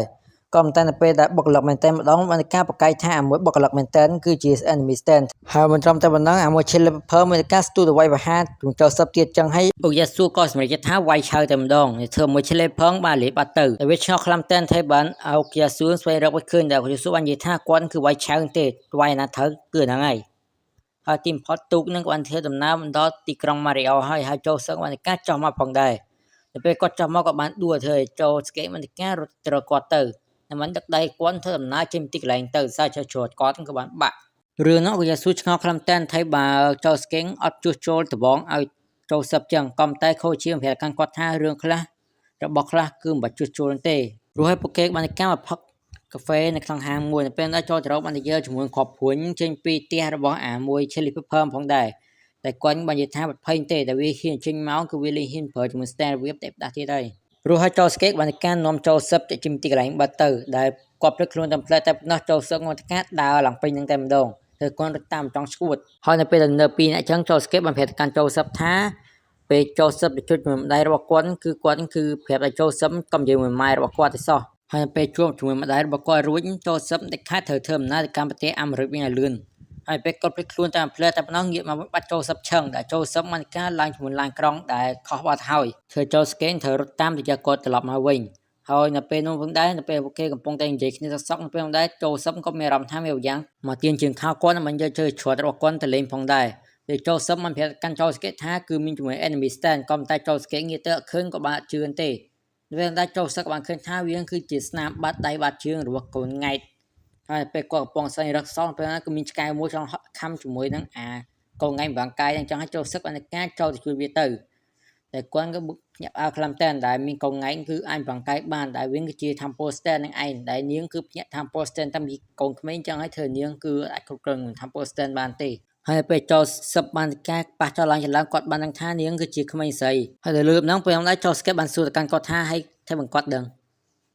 បានការដេញវាយជាមួយចូលសឹបពេញតែម្ដងហើយពេលហ្មងដែរក្មេងបានការអាចដាក់ដៃរបស់គាត់តែម្ដងអញ្ចឹងហើយពួកគេគឺត្រូវយកក្មេងទៅផ្លាស់កតើផ្លាស់អីទៅទិញដោះគោទិញអីចឹងទៅតែចូលស្កេគឺហ៊ានចូលកន្លែងទិញអីទេនឹងអាចចូលសឹបចូលទិញជំនួសគាត់មិនឲ្យ credit card របស់គាត់ទៅកាន់ចូលសឹបផងដែរហើយនៅពេលចូលសឹបបានចូលដល់អ្នកលួងគឺច្រឡំថាចូលសឹបមកទិញខោទឹកនោមមនុស្សចាស់ថែមទៀតក៏តែចូលសឹបបាននិយាយថាគាត់គឺមកទិញឲ្យកងង៉ែតទេមិនទិញសម្រាប់គាត់ឡើយចឹងហើយអ្នកលក់បានតែការធ្វើស៊ីជាមួយចូលសឹបតែម្ដងបានតែការលក់របស់ឲ្យគាត់ឡើងណែនកត្រកមិនយកវាទៅការតបតែងខ្លួនឲ្យក្មេងស្រីមិនដឹងផងដែរក៏តែពេលហ្នឹងពេលគាត់លើកនាងមើលមកពេញមិនដែរដៃរបស់គាត់បានតែការធ្វើដៃរបស់គាត់ក៏លេបបាត់ទៅតាមនាងផងដែរចាស់គាត់បានតែការយកនាងដាក់លើតែដើម្បីងាយស្រួលស្វែងរកក៏ប៉ុន្តែសំបីតែតែក៏លេបបាត់ផងដែរនៅពេលហ្នឹងក៏មានបរមម្នាក់បានតែការជិះកង់មកបានតែការបោកទៅបរិយទៅលើទ្រុកហ្នឹងធ្វើឲ្យចូលសឹបហត់ចាប់ធ្វើអាតែបានតែការលំមាចាប់ខំខំហើយកន្លែងដែលតែប៉ះទាំងអស់គឺថាលេបបាត់ឆឹងក៏តែវាគឺនៅមានវត្តមានចឹងគាត់ថាគេគឺមើលឃើញហើយមិនត្រឹមម្ដងក្មេងមកកាត់ធ្លាក់ចូលទឹកថែបទៀតធ្វើចូលស្កេគឺខឹងខ្លាំងតែនឹងកពូលមកតែគាត់ចោទថាវាគឺជាកំហុសរបស់ចូលសឹបទាំងអស់ហ្នឹងឯងក៏តែពេលចូលសឹបបានការយកកវចេញមកបានការអានដៃរបស់គាត់ទៅលើទឹកតែម្ដងបានការរហូតឈាមក្នុងទឹកណាដើម្បីស្វែងរកជាមួយក្មេងត្រីម្នាក់ហ្នឹង ចូលស្គែងគឺគាត់ភ្ញាក់ផ្អើលខាងមែនទែននឹកស្មានថាចូលសឹមគាត់ហ៊ានលះបង់ដល់ថ្នាក់នឹងតទៅសោះនៅពេលដល់ផ្ទះវិញគាត់បានតែការយកអាសែបដែលគឺគិតលុយមកមើលបានឃើញថាចូលសឹមបានការចាយលុយរបស់គាត់គឺសឹងតែទាំងអស់តែម្ដងគឺគាត់គឺខឹងខ្លាំងមែនទែនលុះស្អែកឡើងយើងបានឃើញថាខូជីជាមួយនឹងហាសាមាតាពួកគេទាំងពីរនាក់បានការជួបគ្នាតាមផ្លូវនិងបានការដើរបដានិយាយគ្នាបដាផងដែរតែហាសាមាតាបានប្រាប់ទៅកាន់ខូជីថានៅក្នុងទីក្រុងអបគៀងគឺមានជាមួយអ្នកខ្សែម៉ាហ្គាដល់ល្បីម្នាក់រស់នៅទីកន្លែងហ្នឹងដែលមានឈ្មោះថារ៉ូហានតែគាត់បានលឺពីទីតាំងដែលគាត់ស្នាក់នៅផងដែរចឹងហើយពួកគេបានការទៅរកគាត់ដល់ផ្ទះតែម្ដងហើយទៅពេលដែលខូជីចង់ចិត្តកណ្ដឹងនៅពេលនោះប៉ាំងបានការចេញមកតែម្ដងបានចាប់ដៃរបស់ខូជីជាប់បានការមើលមុខរបស់គាត់ផងដែរតែខូជីភ័យខ្លាំងតែក៏តែគាត់នឹងគឺបានការសួរកម្មពួកគេថាតើគេមករកគាត់ធ្វើអ្វីហើយគេប្រាប់ថាគេគឺជា fan របស់គាត់ដល់លឿនហ្នឹងប៉ាំងបានការនាំពួកគេចងផ្ទះរបស់គាត់តែម្ដងបាននាំពួកគេទៅកាន់បន្ទប់ធ្វើការរបស់គាត់ផងដែរហើយពេលគាត់បានចាប់បានពីពីងមកពេលមកដែរគាត់បានយកពីពីងមកលិតតែម្ដងទៅធ្វើខូជីគេតែភ័យខ្លាំងតែនហើយគាត់បានប្រាប់ថាការគាត់ធ្វើបែបហ្នឹងគឺદિសាតែគាត់គឺចង់ទទួលបានបបិសោតពិតទៅគាត់ទៅសេម៉ាហ្គារបស់គាត់ទៅវាងមើលឃើញទៅពិតព្រោះហើយគាត់បានការដាក់ឈ្មោះទីកន្លែងបាត់ទៅតែខូជីជាមួយនឹងហាសាវតាបានការបើកមើលជាមួយនឹងម៉ាហ្គាទៅពណ៌ថ្មីដែលគាត់ទៅបានចេញបើកមើលផងដែរហើយពេលពួកគេបានបើកមើលមកពេលមកដែរក៏មានថាពលយ៉ាងមកចាស់ចេញមកបានការប្រាយជាមួយពួកគេឲ្យទៅជាសភៅផងដែរហើយរហ័នក៏បានបង្ហាញថានេះគឺជា Temple Stand របស់គាត់តែគាត់គឺជា Stand User ហើយពេលគាត់បានកាត់បើកមើលជាមួយខូជីទៅក៏បានឃើញថាខូជីក៏មានអ្នកប្រើប្រាស់ Stand ផងដែរនិងមនុស្សច្រើនទៀតដែលមាន Temple Stand ផងដែររឿងហ្នឹងធ្វើគាត់ចាប់អារម្មណ៍ខ្លាំងតែនចង់ប្រើប្រាស់ជាមួយនឹងការចងចាំរបស់ខូជីដើម្បីសរសេរ Manga របស់គាត់ក៏តែពេលហ្នឹងដែរខូជីបានចេញជាមួយ Stand របស់គាត់ចេញមកបន្តតាំងជាមួយរ៉ូហាននឹងបានការប្រើប្រាស់ជាមួយ Stand របស់គាត់ในការគប់ទៅកាន់រ៉ូហានក៏តែវាបានការគប់ខុសទៅវិញដែលរ៉ូហានបានសេអសរទៅលើខ្លួនរបស់ខូជីថាខូជីគឺតែវាយប្រហារកាន់គាត់បានទេចឹងហើយគាត់យកការដកយកជាមួយនឹងការចងចាំរបស់ខូជីចេញមកតែម្ដងរហូតខូជីនិងហាសាវតាបានធ្វើដំណើរត្រឡប់ទៅផ្ទះរបស់ពួកគេវិញដែលពួកគេគឺបានចាំទេថាមានរឿងកាត់ឡើងលុះស្អែកឡើងនៅពេលដែលខូជីបានធ្វើដំណើរកាត់ផ្ទះរបស់រ៉ូហានគាត់មានអារម្មណ៍ថាចង់ចងផ្ទះខ្លាំងមែនតែគាត់គឺដឹងមូលហេតុអីទេអ្វីគាត់ដឹងគឺដែលខាត់ត្រូវចងផ្ទះមួយហ្នឹងហើយហេតុការណ៍ទាំងអស់ហ្នឹងក៏ត្រូវបានចូលស្កេតជាមួយអុកយ៉ាស៊ូក៏បានមើលឃើញផងដែរហើយនៅពេលដែលខូជីបានជួយរ៉ូហានគាត់បានការចងចាំរឿងឡើងទាំងអស់ឡើងវិញតែម្ដងធ្វើគាត់បានដឹងថារ៉ូហានបានការដកយកជាមួយការចងចាំរបស់គាត់បានប្រែគាត់ឲ្យទៅជាសភៅម្ដងទៀតផងដែរនៅពេលហ្នឹងដែរចូលស្កេតជាមួយអុកយ៉ាស៊ូបានការមករកជាមួយនឹងខូជីម្ដងតែម្ដងតែឃើញនឹងខូជីបានការចោះដើម្បីស្វែងរកពួកគេឲ្យជួយក៏តែពេលគាត់បើកទ្វារមកនិយាយរាក់ទាក់ពួកគេធម្មតាទៅវិញតែធ្វើពួកគេនឹងក៏ឆ្ងល់ខ្លាំងតែសួរទៅកាន់ខូជីថាគាត់កើតអីអត់តែខូជីនិយាយថាគាត់គឺកើតឯងទេតែបានលាគ្នាជាទីកន្លែងបាត់ទៅហើយនៅពេលដែលខូជីបានចងផ្ទះវិញគាត់បានការចងចាំរឿងឡើងវិញដែលគាត់ឃើញថារហ័នគាត់បានសេថាអុកយ៉ាស៊ូគឺអាចនិយាយរឿងការប៉ិនប្រតិកម្មចូលស្កេឬក៏សុំជំនួយពីអ្នកគេម្នាក់បានទេក៏តែពេលដែរអុកយ៉ាស៊ូបានការផ្លោះអួចចូលមកតែម្ដងតែគាត់បានដឹងថារហ័នគឺមានល្បិចចង់ធ្វើការធ្វើស៊ីទៅកាន់ខូជីចង់ឲ្យគាត់គឺមកជួយនឹងឯងតែរហ័នខ្លាចទេហើយនៅពេលដែលអុកយ៉ាស៊ូចង់វាយទៅកាន់គាត់ក៏បានការយកជាមួយនឹងសិលឹកម៉ាហ្គារបស់គាត់ឲ្យអុកយ៉ាស៊ូឃើញតែម្ដងតែគាត់នឹងការប្រែជាសភៅបាត់ទៅនឹងដឹងថែមទៀតថាចូលស្កេងគឺពួនក្រោយទ្វារហើយគាត់ក៏បានប្រែចូលស្កេងបង្ហាញខ្លួនចេញមកហើយឃើញថាចូលស្កេព្រមចេញមកគាត់បានការបញ្ជាឲ្យអុកយ៉ាស៊ូទៅការយកភ្លើងដុតដៃរបស់ខ្លួនចោលតែម្ដងតែឃើញចង់ពេលដែរចូលស្កេងក៏សម្រេចចិត្តចូលទៅតែម្ដងតែបានការបិទភ្នែកផងដែរដើម្បីកុំឲ្យមើលឃើញជាមួយសិលឹកម៉ាហ្គាហ្នឹងតែឃើញហ្នឹងរហ័នបានការទៀងការចងចាំរបស់ខូជីមកមើលដើម្បីធ្វើឲ្យចូលស្កេបើកភ្នែកហើយពេលគាត់បានអានដឹងគាត់បានការឌីកាន់សោសក់របស់ចូលស្កេឌីយ៉ាតែម្ដងថាមុខមិនសមក្បាលមិនសមសក់ទៅឌីសក់របស់គាត់ចំតែម្ដងធ្វើគាត់ខឹងនឹងបានកាប់បើផ្ទៃមើលវាឃើញចឹងវាបានកាយកជាមួយសិលឹកម៉ាហ្គារបស់វាបាំងមុខតែម្ដងរត់កាត់ថាចូលស្កេគឺខ្លាចជាសភៅតែក៏ត្រូវចូលស្កេដាក់យកតែម្ដងរឿងធ្វើរ៉ាហាន់ឆ្ងល់ខ្លួនតែនធ្វើបញ្ចូលស្កេងធ្វើធ្វើពលវាឲ្យតែអីចឹងតែបើទៅចូលស្កេងគឺកើតអីតែគាត់គឺកើតអីនៅភ្នែកតែភ្នែករបស់គាត់គឺប្រែជាសភៅធ្វើឲ្យគាត់គឺមើលឃើញយ៉ាងហើយក៏បានការដើរវាយលុងខាងពេញទៅរហ័នឆ្ងល់ខ្លាំងតែនធ្វើបញ្ចូលស្កេងគឺកំណាញ់កាន់សក់ខ្លាំងម្ល៉េះហើយយើងបានការកលេចទៅមើលប្រវត្តិរបស់សក់វិញតែនៅពេលដែលចូលស្កេនៅក្មេងក៏នៅការភ្ញាក់ជាមួយធ្វើ poster របស់គាត់ដែលវាស្របពេលគ្នាដែលចូលស្ត្រូនៅគ្នាបានធ្វើដំណើរទៅកាន់ប្រទេសអេស៊ីបដើម្បីចាត់ការឌីយ៉ូចោនៅតាមផ្លូវពួកគេបានការជួបជាមួយព្យុះប្រៃយ៉ាងធំមួយដែលធ្វើឡានរបស់ពួកគេជាប់ផង់មិនអាចទៅមុខបាននៅពេលដែលមានក្មេងប្រុសម្នាក់បានការធ្វើដំណើរដល់ទីនោះនឹងបានការមកជួយរុនឡានរបស់ពួកគេតែម្ដង តែគាត់បានការដោះជាមួយអាវរបស់គាត់ទៅការដាក់កក្នុងឡានមួយហ្នឹងដើម្បីការជួយរុនឡានពួកគេធ្វើឲ្យពួកគេបានការរកខ្លួនចេញពីទីកន្លែងទៅហើយចាប់ថ្ងៃហ្នឹងមកពួកគេគឺអត់រកឃើញជាមួយបរិយាហ្នឹងម្ដងទៀតទេតែចូលស្កេនគឺអត់ចាំឈ្មោះជាមួយមុខរបស់បរិយាហ្នឹងទេតែអ្វីគាត់ចាំគឺម៉ូតសក់ហ្នឹងឯងចឹងហើយគាត់បានការធ្វើម៉ូតសក់ឲ្យដូចជាបរិយាហ្នឹងដើម្បីការសងគុណទៅកាន់គាត់ហើយនេះគឺជាមូលហេតុដែលនៅពេលគេដៀលសក់របស់ចូលស្កេ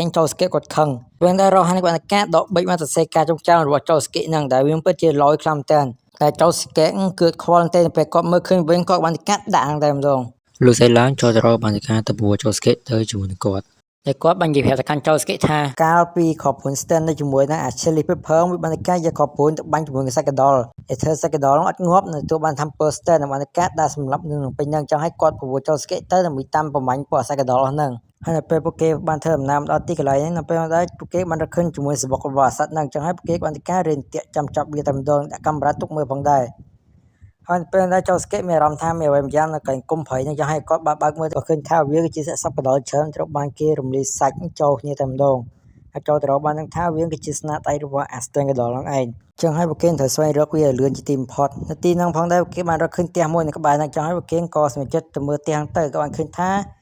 ាគឺផ្ទះគឺអត់មានគេនៅទេបើកទ្វារចោលតាមទៀតនៅពេលចូលស្កេចោលអារម្មណ៍ផ្ទះបាយពេលគាត់ចូលទៅមើលក៏បានឃើញថ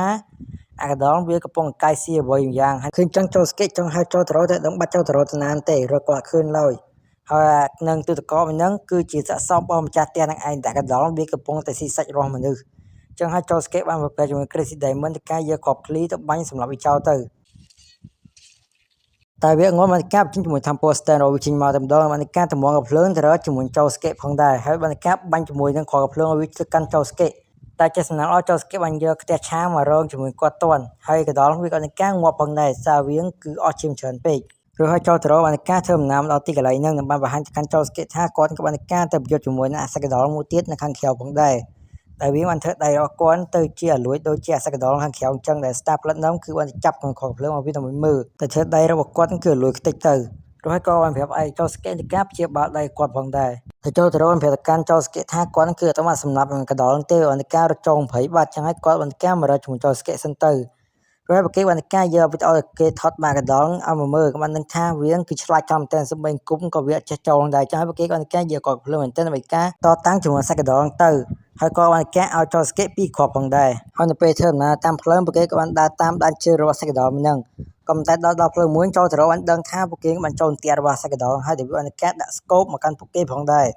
ហើយបានការបាញ់មកគ្រាប់ចូលកំពង់ករបស់ចូលស្កេតែចូលទៅរកនៃការបញ្ឈប់ពេលវេលាបានការខ្ទាត់ក្រុមចេញតន់តែធ្វើសាច់របស់ចូលស្កេគឺបានលាទៅណានទេតែពេលនេះពួកគេបានរកឃើញទីតាំងវាបាញ់មកហើយតែពួកគេរើវាកន្លែងឲ្យវាដាក់ខ្លួនគឺអត់ទាន់ឃើញទេចឹងហើយចូលទៅរកក៏ស្ម័គ្រចិត្តទៅបញ្ឆោតវាតែម្ដងដែលគាត់ដើរចេញទៅឆៅនឹងអាចចូលស្កេស្វែងរកកន្លែងរបស់វានឹងការបាញ់សម្រាប់វាចោលទៅតែឃើញហ្នឹងអាកដលបានការបាញ់ទៅកាន់ចូលទៅរកផងដែរចូលទៅរកនឹងការបញ្ឈប់ពេលវេលាកិច្ចបានចំណែកចូលស្កេនៅវិញគាត់ក៏បានរកឃើញកន្លែងលាក់ខ្លួនរបស់កដលហ្នឹងហើយចំណែកចូលទៅរកគាត់ក៏ត្រូវបានកដលបាញ់ចំមិនធ្វើដៃជើងរកគាត់ដើរលួយតែម្ដង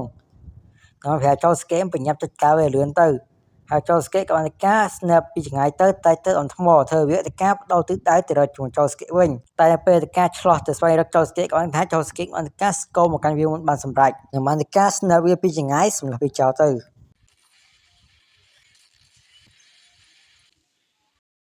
ធ្វើគេចាច់ការកដលបានសម្រេចកាត់មកកាន់ខាងរបស់ខូជីនៅវិញពេលដែលគាត់បានការជិះជាមួយរហ័នតាមផ្លូវទៅរហ័នបានមកវើខូជីងទៅសំព្រៃមួយគាត់តែគាត់បានរកឃើញជាមួយកន្លែងមួយដែលចំណែកខ្លាំងមែនដែលខាងក្រោមហ្នឹងគឺមានផ្លូវទូចទៅសេនៅពីមុខពួកគេទេក៏តែពេ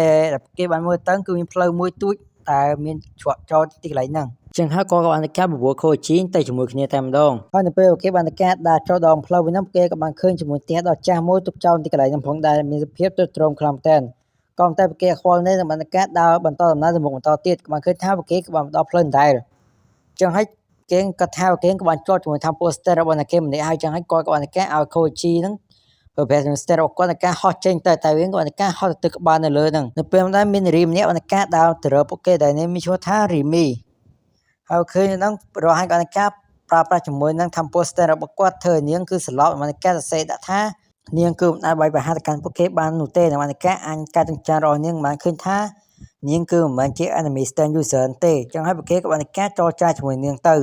ហើយនាងបានប្រាប់ថាមនុស្សដែលបានវិញចូលផ្លូវហ្នឹងគឺច្រើនខ្លាំងតែផ្លូវហ្នឹងគឺជាផ្លូវមួយអាកំបាំងហើយនាងគឺ friendly ខ្លាំងតែនឹងអាចនំពួកគេញ៉ាំថែមទៀតព្រោះហើយនាងបានការនាំពួកគេទៅកាន់ផ្ទះដែលគេទុកចោលដើម្បីបាក់មួយហ្នឹងទៅហើយនាងបានការនិយាយរឿងរន្ធត់មួយប្រាប់ទៅកាន់ពួកគេដែលនាងបាននិយាយជាមួយហេតុការណ៍កិច្ចកម្មនៅផ្ទះមួយហ្នឹងឯងដែលនៅក្នុងយប់មួយកូនស្រីរបស់ម្ចាស់ផ្ទះនាងបានលឺសលេងក្ដុំក្ដៀងនៅខាងក្រោមទើបស្រែកសួរឪពុកម្ដាយថាពួកគេមានធ្វើអ្វីអត់តែគឺគ្មានសំឡេងឆ្លើយតបទេចឹងហើយនាងក៏បានកាបើកទ្វារចេញមើលខាងក្រៅក៏បានឃើញជាមួយឆ្កែរបស់នាងត្រូវបានគេអាកសម្លាប់យ៉ាងព្រៃផ្សៃបំផុតនិងមានសំឡេងចេញពីក្រោមគ្រែរបស់នាងនិយាយថាដៃរបស់នាងគឺពិតស្រស់ស្អាតខ្លាំងណាស់វាមភើហើយនាងក៏ត្រូវបានឃាតករអ្នកនោះសម្លាប់ចោលយ៉ាងព្រៃផ្សៃបំផុតដែលរឿងមួយហ្នឹងធ្វើឲ្យខូជាគេថាភ័យខ្លាំងតែរត់ទៅអោបរហ័នតែម្ដងហើយពេលរហ័នងាកក្រោយក៏បានឃើញថាឆ្កែត្រូវបានឃាតករសម្លាប់គឺនៅឈរក្រោយខ្នងរបស់គាត់តែម្ដងហើយនាងបាននិយាយប្រាប់ថានាងហ្នឹងគឺជាក្មេងស្រីនៅក្នុងរឿងនឹងឯងដល់លឺឲ្យណាអាពីហ្នឹងគឺមិនចាំយូរនេះដាក់មេប្រុសតែម្ដងសារពួកគេត្រូវបានខ្មោចលងទៅកំតែរត់យ៉ាងណាក៏រត់រួញដែរពួកគេរត់មកកន្លែងដែររហូតនៅពេលនាងបានកម្មមករកពួកគេតែម្ដងបានប្រាប់ថាពួកគេគឺអត់ផ្លូវរត់ចេញពីទីកន្លែងទេធ្វើពួកគេរត់អភ័យអថ័យនឹងសម្បល់កុំឲ្យនាងធ្វើបាបពួកគេតែនាងបាននិយាយថានាងគឺធ្វើបាបទេហើយនាងគឺមកកន្លែងហ្នឹងដើម្បីជួយពួកគេចេញទីកន្លែងតែប៉ុណ្ណោះហើយនាងបានប្រាប់កម្មពួកគេថាមូលហេតុពួកគេចូលទីកន្លែងហ្នឹងបានគឺសារពួកគេគឺមានថាពោស្ទ័រនឹងឯងនឹងប្រាប់ពួកគេផងដែរថាផ្លូវពួកគេពងឈរហ្នឹងគឺជាផ្លូវនឹងចន្លោះឋានខ្មោចជាមួយឋានមនុស្សហើយសារករណីកិច្ចកម្មហ្នឹងហើយធ្វើនាងខ្លាចជាពលិខ្មោចតែតោដោយសារនាងគឺបានរកឃើញជាមួយនឹងមុខរបស់ឃាតករទេធ្វើនាងបានជាប់ទីកន្លែងទៅហើយរហ័នក៏បានសួរទៅកាន់នាងផងដែរថានាងគឺប្រាប់ពួកគេគឺតែពួកគេស្វែងរកឃាតករឲ្យនាងមែននាងនិយាយថាអត់ទេក៏តែនាងគឺត្រូវការចង់ឲ្យពួកគេជួយប្រាប់កម្មប៉ូលីសអីចឹងទៅឲ្យស្វែងរកឃាតករហ្នឹងផងព្រោះថា5-10ឆ្នាំហើយនាងស្លាប់ហើយឃាតករវាងគឺនៅតែមានសេរីភាពរហូតហើយនាងគឺតែឃើញបលឹងរបស់មនុស្សដែលត្រូវបានឃាតករសម្លាប់ការធ្វើដំណើរមកកាន់ផ្លូវហ្នឹងឯងដូច្នេះហើយនាងគឺចង់ពឹងពួកគេឲ្យធ្វើម៉េចដើម្បីទៅការចាប់អឃាតករហ្នឹងឲ្យទទួលទោសឲ្យបានលើចឹងរហ័នក៏បានការចាប់អារម្មណ៍ផងដែរហើយនាងបានការប្រាប់ផ្លូវចេញទៅកាន់ពួកគេផងដែរនាងបាននិយាយថាពេលពួកគេបានធ្វើដំណើរហួសធំហ្នឹងតែខាតហាមងាកក្រោយសោះព្រោះថាប្រឡងខ្មោចអាណាថាងវាគឺនឹងមកចាប់អូសទាមប្រឡងរបស់ពួកគេទៅកាន់ឋាននរកចឹងហើយមិនថាមានអីឬអីឃើញអីទាំងអស់តែខាតហាមងាកក្រោយហើយពេលពួកគេបានធ្វើដំណើរដល់ផ្លូវមួយនាងបានប្រាប់ថាពួកគេអាចធ្វើដំណើរទៅមុខបានហើយពេលខូជីរត់ដល់ច្រកចេញគាត់បានលើសលេងនាងបានប្រាប់ថាគាត់គឺមានសុខភាពហើយអាចងាកក្រោយបានក៏ប៉ុន្តែនាងប្រាប់ថានឹងគឺសលេងបិឆោតតែប៉ុណ្ណោះកុំឲ្យចាញ់បោកវាហើយបានការចាប់ជាមួយនឹងខូជីជាប់តែម្ដងឃើញចឹងរហ័នបានប្រាប់ជាមួយ stand របស់គាត់ទៅសេដាក់មុខរបស់ខូជីថាគាត់គឺមើលឃើញទាំងអស់ហើយធ្វើខូជីបានការរត់ខ្លួនទីកន្លែងបាត់ទៅពេលដែរនាងបានការបង្ហាញខ្លួនចេញមកតែម្ដងហើយនាងបានប្រាប់កាន់ពួកគេថាបើសិនពួកគេចង់និយាយជាមួយនាងគឺអាចមកជួបនាងទីកន្លែងបាននឹងហើយឈ្មោះរហ័នចំដូចជាអ្នកសាសនាជាមួយគ្នាយ៉ាងចឹងក្រោយមករហ័នបានការទៅរកជាមួយភ្នោរបស់នាងតែម្ដងនៅពេលណាមានតាចាំម្នាក់បានការចេញមកសម្រាប់រឿងមួយទៅកាន់រហ័នតែម្ដងដែលក៏ប៉ុន្តែរហ័នជាមួយរីមីគឺមានធ្លាប់មានតំណែងជាមួយគ្នាតែការបរហ័នទូចឪពុកម្ដាយរហ័នបានយកគាត់ទៅផ្ញើជាមួយផ្ទះរបស់រីមីដោយសារពួកគាត់ត្រូវធ្វើដំណើរទៅធ្វើការនៅកន្លែងឆ្ងាយចំណែកនាយកឃាតកម្មហ្នឹងរីមីបានការលះបង់ជីវិតរបស់នាងដល់បានការបោះរហ័នជិះតាមអួចហើយនាងក៏ត្រូវបានឃាតករចាក់ពីក្រៅខ្នងតែម្ដងធ្វើនាងក៏ត្រូវបានស្លាប់ឃើញនឹងរហ័នក៏បានយល់ហើយថាថៃបាននាងគឺដូចជាសាសនាជាមួយគាត់ខ្លាំងម្ល៉េះចំណែកខូជីនៅវិញក៏បានយករឿងទៅប្រាប់ជាមួយចោស្កេនិងអូកាយ៉ាស៊ូផងដែរឬអញ្ចឹងចោស្កេបានប្រាប់ទៅកាន់ខូជីវិញថាកុំឲ្យខូជីទៅតងជាមួយរឿងឃាតករហ្នឹងព្រោះថាឃាតករហ្នឹងបានការគេចខ្លួនចេញពីបលីបាន5-10ឆ្នាំចឹងហើយវាមិនធម្មតាទេបលីចាប់វាបានហងទ្រាំពួកគេហ្នឹងគិតអីមិនសឹកសក់ពួកគេដើរជួបវាណាព្រោះហើយខូជីចង់ដើរចេញកំតែពេលដែរគាត់គឺប៊ីតែឡានបោកទៅហើយសាគាត់គឺដើរឆ្លងផ្លូវមើលឡានទេតែឃើញចឹងខូជីក៏ប្រយ័ត្នសុំទៅប៉ានឹងហាប៉ាក៏បាននិយាយទេនឹងមកជីឡានចេញទីកន្លែងបាត់ទៅតែគាត់គឺបើកឡានពីអ្នកប្រពន្ធរបស់គាត់នឹងឯងដែលប្រពន្ធរបស់គាត់គឺនាងគឺជាស្រីស្អាតម្នាក់ដែលគាត់បាននិយាយសរសើរនាងខ្លាំងតែនហើយនៅពេលដែលគាត់ជីឡានដល់ផ្ទះហ្នឹងគាត់ក៏បានកាប់បើកទ្វារនាងហើយឃើញថានាងអត់ព្រមចង់ក៏បានសួរថាអូនឯងខឹងបងមែនយ៉ាងក៏បានកាត់ដឹកដៃនាងចេញមកទៅព្រោះហើយយើងក៏បានដឹងថាបរមនេះហ្នឹងគឺមានឈ្មោះថាខីរ៉ាកាន់មកខាងចោស្កេនេះវិញដែលនៅពេលហ្នឹងគាត់គេថាអស់លុយពីខ្លួនហើយគឺកំពុងតែខឹងតែការភាគមុនគេថាចូលសឹកបានយកលុយរបស់គាត់ទៅចាយអស់លេងតែម្ដងគេធ្វើគាត់ហ្នឹងពេលហ្នឹងក្តាច់យាយហត់មានលុយទេគាត់ខឹងខ្លាំងតែននៅពេលហ្នឹងគាត់ក៏កលែតែឃើញថាមានអ្វីម្យ៉ាងនៅក្រុមទូហើយនៅពេលគាត់មកយូរទៅក៏បានឃើញជាមួយ stand មួយវាបានតែការវាចេញពីក្រុមទូមកតែម្ដងហើយបានតែការរត់ចេញទៅឃើញចឹងក៏បានតែការរត់តាមវាទៅដែលក្បាលវាបានតែការដាក់កាក់ផងដែរពេលហ្នឹងដែរអូយ៉ាស៊ូបានតែការរត់តាមវាផងដែរតែឃើញចឹងចោស្កេបានសួរទៅកាន់គាត់ផងដែរថាថៃបង្គន់នេះតាមវាគាត់បានប្រាប់ថាដោយសារតែវាគេធ្វើគាត់ភ្ញាក់ធ្វើអាវរបស់គាត់គឺកំពប់ទឹក នៅពេលដែលគួរគេក៏បានឃើញថាអា stem ហ្នឹងមិនមែនមានតែមួយទេគឺវាមានច្រើនខ្លាំងមែនតើមិនការរត់យីងតាមវាដង20តែម្ដងពេលនោះពួកគេក៏បានឃើញថាអា stem ហ្នឹងបានការប្រមូលកាក់ច្រើនញ៉ាំដាក់ជុំគ្នាហើយវាក៏បានឃើញជាមួយម្ចាស់របស់វាផងដែរដែលម្ចាស់របស់វាគឺពិតជាស្ថានកម្មពួកវាខ្លាំងមែនតើតែពួកវារកបានកាក់ឃើញកាលពេលពួកគេផងនិយាយគ្នានៅពេលដែលម្ចាស់របស់វាក៏បានកម្មរកឃើញពួកគេតែម្ដងក៏តែម្ចាស់វាគឺជាល្អទេហើយក៏ក្មេងផងដែរហើយវាគឺពិតជាសប្បាយចិត្តខ្លាំងមែនតើដែលឃើញថាចូលស្កេជាមួយយ៉ាស៊ូគឺមានធម្មពល stand វាចឹងឲ្យពួកគេក៏បានការរាប់អានគ្នាជាមិត្តហ្មងទៅតែឈ្មោះរបស់គាត់គឺឈីងជីកាយ៉ូក៏តែខ្ញុំស្មារគាត់ថាឈីងគីឈីទ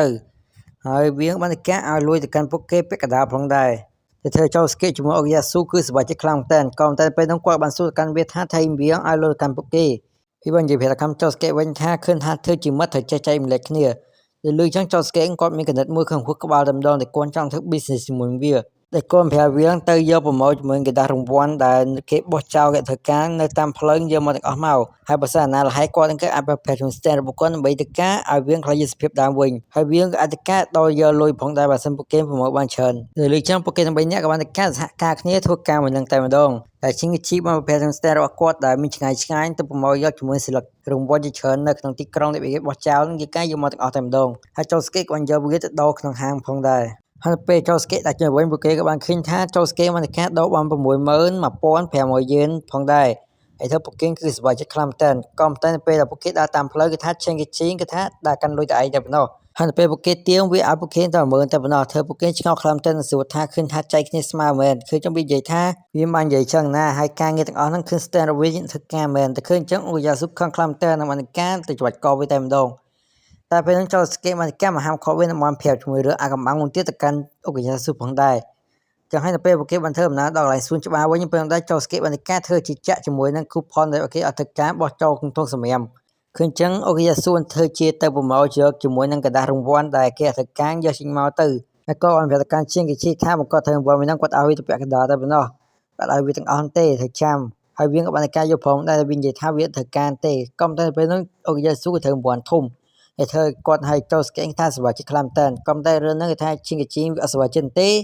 វាចង់យកលុយទាំងអស់តែម្ដងតែពួកគេទាំង3នាក់បានយកកដាស់ឆ្នោតទៅបើកលុយផងដែរដែលនៅគិតលុយកន្លែងហ្នឹងរៀងតឹងរឹងតិចតែប៊ីចាប់ពួកគេបានថាកដាស់មិនកដាស់បោកពួកគេអំពីម្ដងតែទោះបីយ៉ាងណាហ្នឹងចូលស្កេកបានរកឃើញវិធីអាចទៅការកោកលកអប៉បានបន្តិចទីធ្វើពួកគេអាចបើកបានខ្សែលុយបានចំនួន5លានដែលធ្វើពួកគេគឺស្វ័យចិត្តខ្លាំងតែក៏តែឈិងគេឈីគាត់និយាយថាលុយជាលុយរបស់គាត់ហើយគាត់ក៏បាននិយាយថាលុយត្រូវចែកគ្នាផងដែរធ្វើឲ្យចូលស្កេកជាមួយនឹងអុកយ៉ាស៊ូគឺខឹងខ្លាំងតែមិនបានទៅនិយាយមួយវាទៅក៏តែវាហត់លុយពីសិលឹកឲ្យពួកគេនឹងយកឈ្មោះធម្មភៈមកបាំងមុខដែលខោបានពេលហ្នឹងដែរអុកយ៉ាស៊ូបានដាក់វាម្ដាយទ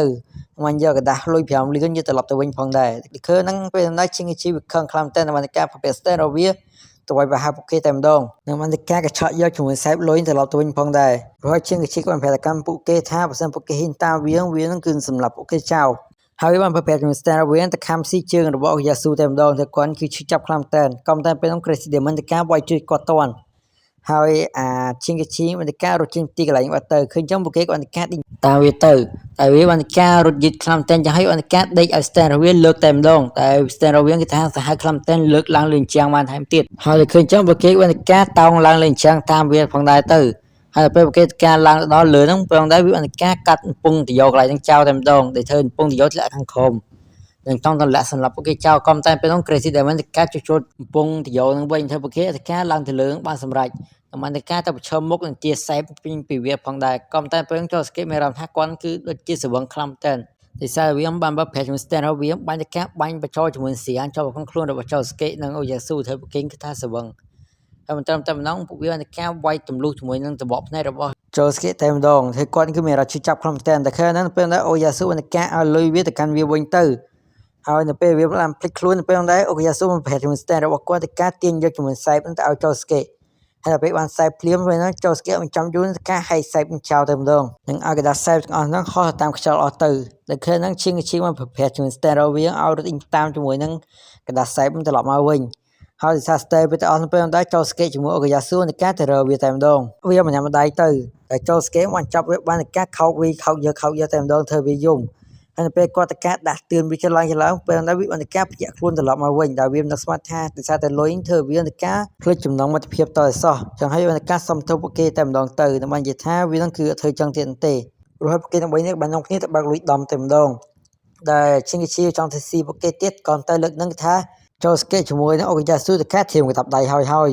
កាន់មកកាន់កន្លែងមួយនៅវិញយើងបានឃើញជាមួយនឹងយូកាកូនាងគឺកំពុងតែ depression ខ្លាំងតែដែលនាងគឺហ៊ានជួបមុខជាមួយនឹងខូជីនទេដែលសារនាងគឺអៀនគាត់រឿងដែលនាងធ្លាប់ធ្វើបាបគាត់ចឹងទៅពេលហ្នឹងនាងអន្តកាដាក់កាត់ជាមួយនឹងហាងសាឡនមួយដែលនៅក្បែរតាមបើករួចហើយម្ចាស់សាឡននោះក៏បានការចេញមករយៈនឹងតែម្ដងបានការនាំនាងចូលក្នុងហាងរបស់គាត់ផងដែរដែលនាងគឺមានឈ្មោះថាអាយ៉ាដែលនាងគឺជាអ្នកកែសម្ផស្សនិងជាម្ចាស់ហាងទើបបើកថ្មីរួចហើយនាងក៏ចាប់ផ្ដើមធ្វើការកែសម្ផស្សឲ្យយូកាកូតែម្ដងហើយពេលនេះយើងក៏បានដឹងថានាងនឹងក៏ជា stand user ផងដែរបន្ទាប់មកយូកាកូនឹងបានកាត់ជាមួយខូជីដែលផ្ទាល់តែម្ដងតែឃើញចឹងពួកគេទាំងពីរនាក់ក៏និយាយរកគ្នាត្រូវរើគ្នាវិញផងដែរដែលនាងគិតថានាងគឺជាធម៌ពលនៃសម្រស់របស់នាងនឹងឯងហើយធ្វើខូជីគឺស្រឡាញ់នាងម្ដងទៀតចឹងហើយពួកគេទាំងពីរនាក់បានការទៅញ៉ាំអីមួយគ្នាទៅក៏តែនៅពេលដែលខូជីញ៉ាំសក់ក៏បានការឈឺពោះចឹងហើយក៏បានការសំនាងទៅមុនទៅធ្វើនាងគិតថាមុនស្នេហ៍របស់នាងគឺមានតែរយៈពេល15នាទីតែប៉ុណ្ណោះដែលធ្វើនាងបានការទៅរកជាមួយអញ្ញ៉ាម្ដងទៀតតែម្ដងដើម្បីអញ្ញ៉ាកែសម្ផស្សនាងឲ្យស្អាតជាងមុនថែមទៀតតែឃើញចឹងអញ្ញ៉ាបានប្រៀបធៀបជាមួយស្នេហារបស់នាងទៅនឹងស្នេហារបស់សិនដែលលេឡាដែលឯទៅលើសម្រស់តែប៉ុណ្ណោះក៏តែយកកកូនអត់យល់ទេចឹងហើយអញ្ញ៉ាបានការត្រៀមខ្លួននៃការវះកាត់នាងតែម្ដងតែពេលនាងការចង់បដោជាមួយសម្រស់របស់យូកូពេលនេះយូកូនេះបានការភ្ញាក់បងមុនបានការប្រើប្រាស់សក់របស់នាងទៅចាប់ជាមួយនឹងអញ្ញ៉ាជាប់តែម្ដងតែនាងបានការប្រឡែនអញ្ញ៉ាទៅវិញដោយសារនាងគិតថាអញ្ញ៉ាអាចជួយនាងស្អាតជាងមុនបានចង់ឲ្យអញ្ញ៉ាទៅដល់កាយសម្ផស្សនាងទៅរហូតយូកូបានការទៅរកជាមួយខូជីម្ដងទៀតតែម្ដងបានសួរទៅកាន់គាត់ថាតើនាងស្អាតអត់ឃើញចឹងខូជីក៏ស្ទាក់ស្ទើរកំតែពេលហ្នឹងដែររហ័នបានរកគាត់តែម្ដងនៅពពោះគាត់ទៅផ្សំព្រេងពីអ្នកតទៀតជាហេតុធ្វើនេះមានការជិតជាមួយខូជីនទេរហូតពួកគេទាំងអស់គ្នាបាននោះគ្នាទៅកាន់ផ្សារទំនើបមួយកន្លែងនៅពេលនោះរហ័នសាគាត់ចុះថតធូងធ្វើក្មេងបានយំតែម្ដងចឹងហើយនាងក៏ចាប់ដើមបង្កើនមកទៀតធ្វើពួកគេការបញ្ញាបញ្ញាចេញពីផ្សារមកហ្នឹងហើយពេលនោះចូលសឹកបានការស្ទុះទៅប៉ះជាមួយខូជីឡើងទៅលើដៃរបស់យូកាកូធ្វើឲ្យនាងមានឱកាសចាប់ខូជីថើបតែម្ដងrồi khâu chi bên dưới hướng tập hiện chúng cho skate tem đòn thấy cho skate bị chậm lừa kia này cái giờ xuống người ta sẽ dùng tem đòn rồi hay coi quan phải cam pia đang tha trong bên ngay quạt thao này chúng muốn vô con má niên cửa đại mao sàn tệ chẳng hay một cái pin nhẹ các bạn cát smart check chui rớt niên tem đòn chúng này khâu chi pe có đa tam phơi có các bạn khơi chúng mình rim nhé đa tam phơi đại mới đôi chi vô cô yang chẳng công tay nghĩa máu cái tham mục niên cửa đôi tệ khơi chẳng có các bạn xong tốt nằm ăn đa check thêm tịch lạnh bát tờ công tay này riêng nó cứ bây giờ vô cô men để sàn niên bây những cái khâu sầm róc bát hơi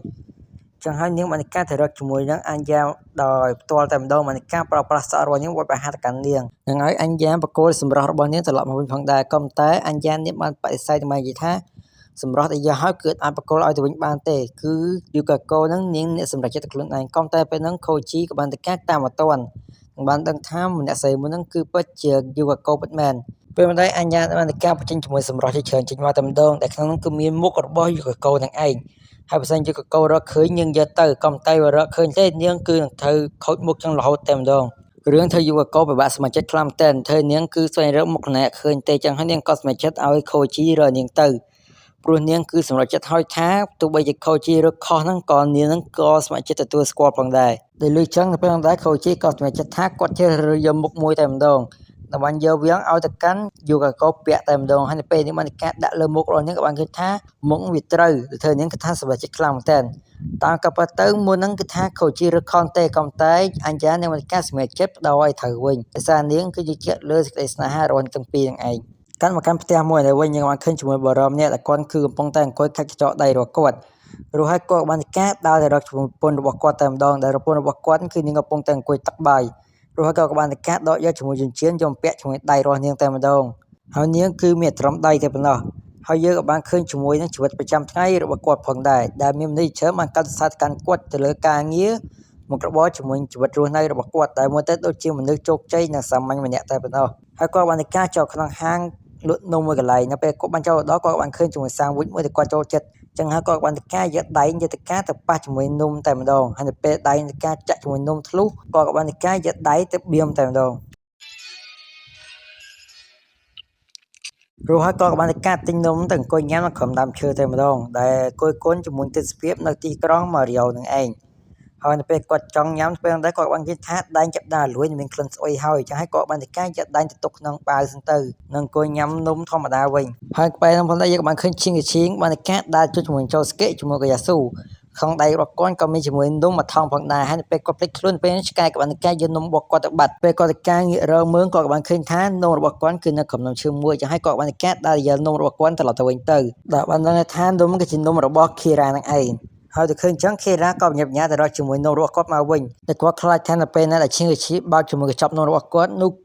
អាកំបាំងរបស់គាត់គឺនឹងបែកធ្លាយទាំងឯងចឹងហើយគាត់បានការតាមឈៀងឈីដល់ស្រឡៃតែម្ដងតែឈៀងឈីបានយកនំនៅក្នុងបន្ទប់កីឡាចឹងហើយ Kira ក៏បានការផ្លប់ប្អូនចូលទៅបីយកជាមួយនំរបស់គាត់ត្រឡប់មកវិញផងដែរហើយនៅពេលគាត់ចង់យកបាននៅពេលដែលចូលស្កេតជាមួយកាយ៉ាស៊ូបានមកដល់ចឹងហើយគាត់បានការត្រួតទៅពួនសិនទៅហើយ Kira ក៏បានការបញ្ញាបញ្ញាស្វែងរកវិធីដើម្បីយកកញ្ចប់នំរបស់គាត់យកមកវិញហើយនៅពេលគាត់ទៅការយកកញ្ចប់នោះឆ្កឹះចូលទៅក្នុងនឹងបានសម្រេចនោះចូលស្កេតចាប់ដើមសង្ស័យជាមួយធំមួយនឹងចង់បើកមើលទៅហើយក៏មិនតែនៅពេលនោះដែរឈីងឈីចូលមកដល់ឃើញនំរបស់វាចឹងធ្វើវាសង្ស័យថាពីទាំងស៊ីនំរបស់វាធ្វើពួកគេទាំង3នាក់បានការឆ្លុះគ្នាលឺតែម្ដងធ្វើឲ្យគ្រូកីឡាលឺនឹងបើកទ្វារចូលមកចឹងហើយពួកគេទាំង3នាក់ក៏បានការរត់ចេញពីកន្លែងតែម្ដងទៅហើយពេលគ្រូចូលមកដល់ឃើញថា3រត់អស់ហើយគាត់ក៏បានការចេញទៅវិញទៅធ្វើខេរ៉ាមានឱកាសចេញមកដល់ខាងក្រៅក៏តែពេលគាត់បានការដើរចេញដល់ខាងក្រៅនៅពេលនោះដែរឈីងឈីក៏បានការបង្ហាញខ្លួននៅក្រោយខ្នងរបស់គាត់នឹងចោទថាខេរ៉ាបានលួចជាមួយនំរបស់វាក៏តែខេរ៉ាបានបដិសេធថានំរបស់គាត់ទេតែវាជឿមិនប្រព្រឹត្តជាមួយស្ទែរបស់វាទៅការទឹកកញ្ឆក់ទៀនជាមួយនឹងនំចេញពីដៃរបស់ខេរ៉ាតែម្ដងហើយនៅពេលដែលថងលហែកក៏បានការបញ្ចេញជាមួយដៃចេញមកធ្វើវាថាភ័យខ្លាំងមែនទែនហើយនៅពេលដែល Kira ចង់អោនទៅរកជាមួយដៃរបស់គាត់នៅពេលដែលឈិងឈីមកប្រភេទ Steroid ទៅឡោមព័ទ្ធជាមួយនឹង Kira ជាប់តែម្ដងតែគ្រាមនឹង Kira ក៏បាននិយាយថាខ្ញុំឈ្មោះថា Yoshikage Kira អាយុ33ឆ្នាំផ្ទះរបស់ខ្ញុំនៅម្ដុំបរិយនៃទីខាងលិចនៃទីក្រុង Mario ខ្ញុំមិនទាន់រៀបការនោះទេខ្ញុំធ្វើការនៅក្រុមហ៊ុន Kimiyo ខ្ញុំមកដល់ផ្ទះនៅម៉ោង8យប់ខ្ញុំមិនជួបបរិយទេតែផឹកពេលខ្លះខ្ញុំចូលគេងនៅម៉ោង11យប់ខ្ញុំត្រូវតែប្រកាសថាខ្ញុំបានគេងបាន8ម៉ោងខ្ញុំបានផឹកដល់កោក្ដៅមុនចូលគេងខ្ញុំហាត់ប្រាណ20នាទីមុនចូលគេងហើយខ្ញុំភ្ញាក់មកវិញគឺមានអារម្មណ៍ច្រើនទេហើយខ្ញុំក៏ដែរទៅយឺតជាមួយការងាររបស់ខ្ញុំដែររឿងធ្វើឈិងឈីឆ្ងល់ខ្លាំងមែនទែនថាបាន Kira ប្រាប់កាន់វាចឹងពេលដែល Kira បានប្រាប់កាន់វាថាមូលហេតុគាត់ប្រាប់កាន់វាគឺសារគាត់ចង់រស់នៅដោយប្រសពស្ងាត់និងមិនមានរឿងធ្វើឲ្យគាត់កិច្ចច្រើនរំខានដល់ការគេងរបស់គាត់ហើយគាត់តែដោះស្រាយបញ្ហាភ្លាមនឹងឯងចឹងហើយបើសិនបើមានគេចង់មករំខានឬក៏ធ្វើគាត់គេមិនលក់គាត់នឹងដោះស្រាយបញ្ហាហ្នឹងហើយបើសិនបើគាត់ចង់វាយគាត់សំប្រាប់ថាគាត់គឺមិនចាញ់នោះទេពេលដែល Kira បានកែបង្ហាញជាមួយ stand របស់ខ្លួនចេញមកដែលមានឈ្មោះថា Killer Queen ឃើញចឹងឈិងឈីបានប្រភេទជាមួយ stand របស់គាត់ទៅការហោះទៅព័ទ្ធជាមួយ Kira តែម្ដងពេលដែល Kira បានការដកយកជាមួយកាក់10យេនមកតែម្ដងទៅឃើញចឹងឈិងឈីមកប្រភេទជាមួយ stand របស់ខ្លួនឲ្យទៅយកជាមួយកាក់មកតែម្ដងហើយពេល stand វាបានការយកមកដល់ពេលដែល Kira បានប្រាប់ទៅកាន់ឈិងឈីថា stand របស់គាត់គឺមានធម៌ពលមួយដែលអាចធ្វើអ្វីគ្រប់យ៉ាងដែលគាត់ប៉ះអាចប្រើវាឲ្យជាខបាយបានលើចឹងឈិងឈីប្រាប់ឲ្យ stand របស់វាក៏វត្តជាមួយកាក់ចោលកំតែតតទេ Kira នៃការចុចដំណើរការធម៌ពល stand របស់គាត់ធ្វើឈិងឈីបានការផ្ទុះខ្លួនតែម្ដងបើដល់ឲ្យឈិងឈីគឺអត់តន់អីទៀតតែឃើញចឹង Kira បានការដើរស៊ូវាតែម្ដងថាតើអ្នកគេខ្លះដែលមានធម៌ពល stand ដូចជាវានឹងតើចូលស្កេតជាមួយនឹងអូយ៉ាស៊ូមានដែរអត់ហើយបើសិនវាអត់ប្រាប់គាត់នឹងគឺនឹងសម្លាប់ជាមួយនឹងឪពុកម្ដាយរបស់វាចោលតែលើចឹងឈិងឈីអត់និយាយច្រើនទេបានសួរទៅកាន់វាថាតើវាខ្ញុំសម្លាប់រីមីមែនឃើញបែបហ្នឹង Kira ញាប់ខ្លាំងតែនដែរឈិងឈីបានដឹងរឿងទាក់ទងជាមួយរីមីទាំងឯងពេលដែលឈិងឈីប្រភេទជាមួយ stand របស់គាត់ទៅការហោះទៅព័ទ្ធជាមួយនឹង Kira តែម្ដងហើយនៅពេល Kira បានការវាយ stand ចេញអស់ក៏បានគិតថាបាត់ឈិងឈីទៅបាត់ហើយចឹងហើយគាត់បានការតាមរត់ជាមួយឈិងឈីទៅតែឈិងឈីគាត់បានការរត់ទៅពួនជាមួយគុំព្រៃក្បាលនឹងគាត់ទៅពេល Kira ទៅផុតគាត់បានការផ្លប់អួតចូលក្នុងសាលាតែម្ដងដើម្បីទៅរកជាមួយចូលស្កេតនៅតាមផ្លូវក៏បានការត្រូវបានសៃមកក្រុមនៃការបោះបោចំគាត់តែម្ដងហើយពួកនឹងក៏បានការសួរទៅកាន់គាត់ផងដែរតែឃើញថាគាត់នឹងគឺមានរបួសនិងមានមុខអាក្រក់នៅពេលនោះដែរពួកនឹងក៏បានការដើរចេញទីកន្លែងបាត់ទៅដែលបានជួយគាត់ទេហើយនៅពេលឈិងឈីបានការដើរដល់កន្លែងថ្នាក់របស់ចូលស្កេតនៅពេលនោះដែរឈិងឈីបានយកដៃនឹងទៅប៉ះជាមួយកលឺទ្វារហ្នឹងហើយពេលនោះដែរគាត់ក៏បានឃើញថា Kira បានការតាមគាត់ទាន់ហើយ Kira បាននិយាយប្រាប់ទៅកាន់វាថាគាត់បានការប៉ះជាមួយនឹងកលឺទ្វារហ្នឹងហើយគាត់គឺមិនឲ្យរឿងរ៉ាវរបស់គាត់បែកធ្លាយទៅឲ្យអ្នកគេឃើញទេអញ្ចឹងហើយគាត់នៅពេលដែលឈិងឈីបានការកាត់ជាមួយកលឺទ្វារនៅពេលដែល Kira បានការបន្ទុះជាមួយនឹងឈិងឈីសម្រាប់ចោលតែម្ដងមុនស្លាប់ឈិងឈីបានការសេចឲ្យឈ្មោះរបស់ចូលស្កេតជាលើចុងក្រោយផងដែរពេលដែលចូលស្កេតគាត់ក៏មានអារម្មណ៍ថាដូចជាមានអ្នកគេហៅឈ្មោះរបស់គាត់នៅពេលដែលគាត់ក៏បានឃើញជាមួយ stand របស់ឈិងឈីបានការយកជាមួយលេវឲ្យរបស់ Kira ដើរចូលមកតែម្ដងនឹងបាននិយាយថានេះគឺជាទង្រួយចុងក្រោយរបស់គាត់រួចហើយក៏បានការរលាយខ្លួនបាត់ទៅឃើញចឹងចូលស្កេតជាមួយកេស៊ូបានការបើកទ្វារជិនទៅរកជាមួយនឹង ជាងឈីកំតែរកគាត់ឃើញទេហើយអ្វីដែលឃើញនោះគឺត្រឹមតែលេអើតែប៉ុណ្ណោះចំណែកខេរ៉ាដើរតាមផ្លូវគាត់ចាប់អារម្មណ៍ឃើញថាគាត់នឹងបានការជួបបាត់លេអើផងដែរតែគាត់គឺបានចាប់អារម្មណ៍ទេចំណែករីមីដែលនៅតាមផ្លូវនៅវិញយើងក៏បានលើកសលេងជាមួយឈីងឈីបានស្រែកនៅលើផ្លូវខ្មោចហើយពេលនេះបានការងារមើលទៅក៏បានគេថាប្រឡងរបស់ឈីងឈីបានធ្វើដំណើរកាត់ផ្លូវនៅធ្វើនាងបាននឹងថាគិតកោដែលបានសម្លាប់នាងនោះគឺបានការសម្លាប់ជាមួយក្មេងប្រុសម្នាក់បាត់ទៅហើយធ្វើនាងគឺមានអារម្មណ៍សោកសៅខ្លាំងតែរហូតពួកគេទាំងអស់គ្នាបានការហៅគ្នាមកជួបជុំតែម្ដងបានការបង្ហាញជាមួយនឹងរូបថតរបស់ឈីងឈីផងដែរហើយរីមីបាននិយាយថានឹងឯក្មេងគឺបានការស្លាប់បាត់បង់ជីវិតទៅហើយហើយស្នាដៃរបស់គិតកោមួយនឹងឃើញចំពួកគេទាំងអស់គ្នាគឺញាប់ផ្អើលខ្លាំងតែឈីងឈីបានជួបជាមួយគិតកោមួយនឹងពេលដែលចូលស្កេក៏បាននិយាយថាមុនស្លាប់ឈីងឈីបានការយកជាមួយលើអាវមួយយាមឲ្យគាត់ផងដែរដល់ពេលចូលទៅរនមើលទៅគាត់ក៏អតិដល់ថាវាគឺជាតម្រូវចុងក្រោយរបស់ឈីងឈីដែលជាលើអាវរបស់គិតកោទាំងឯង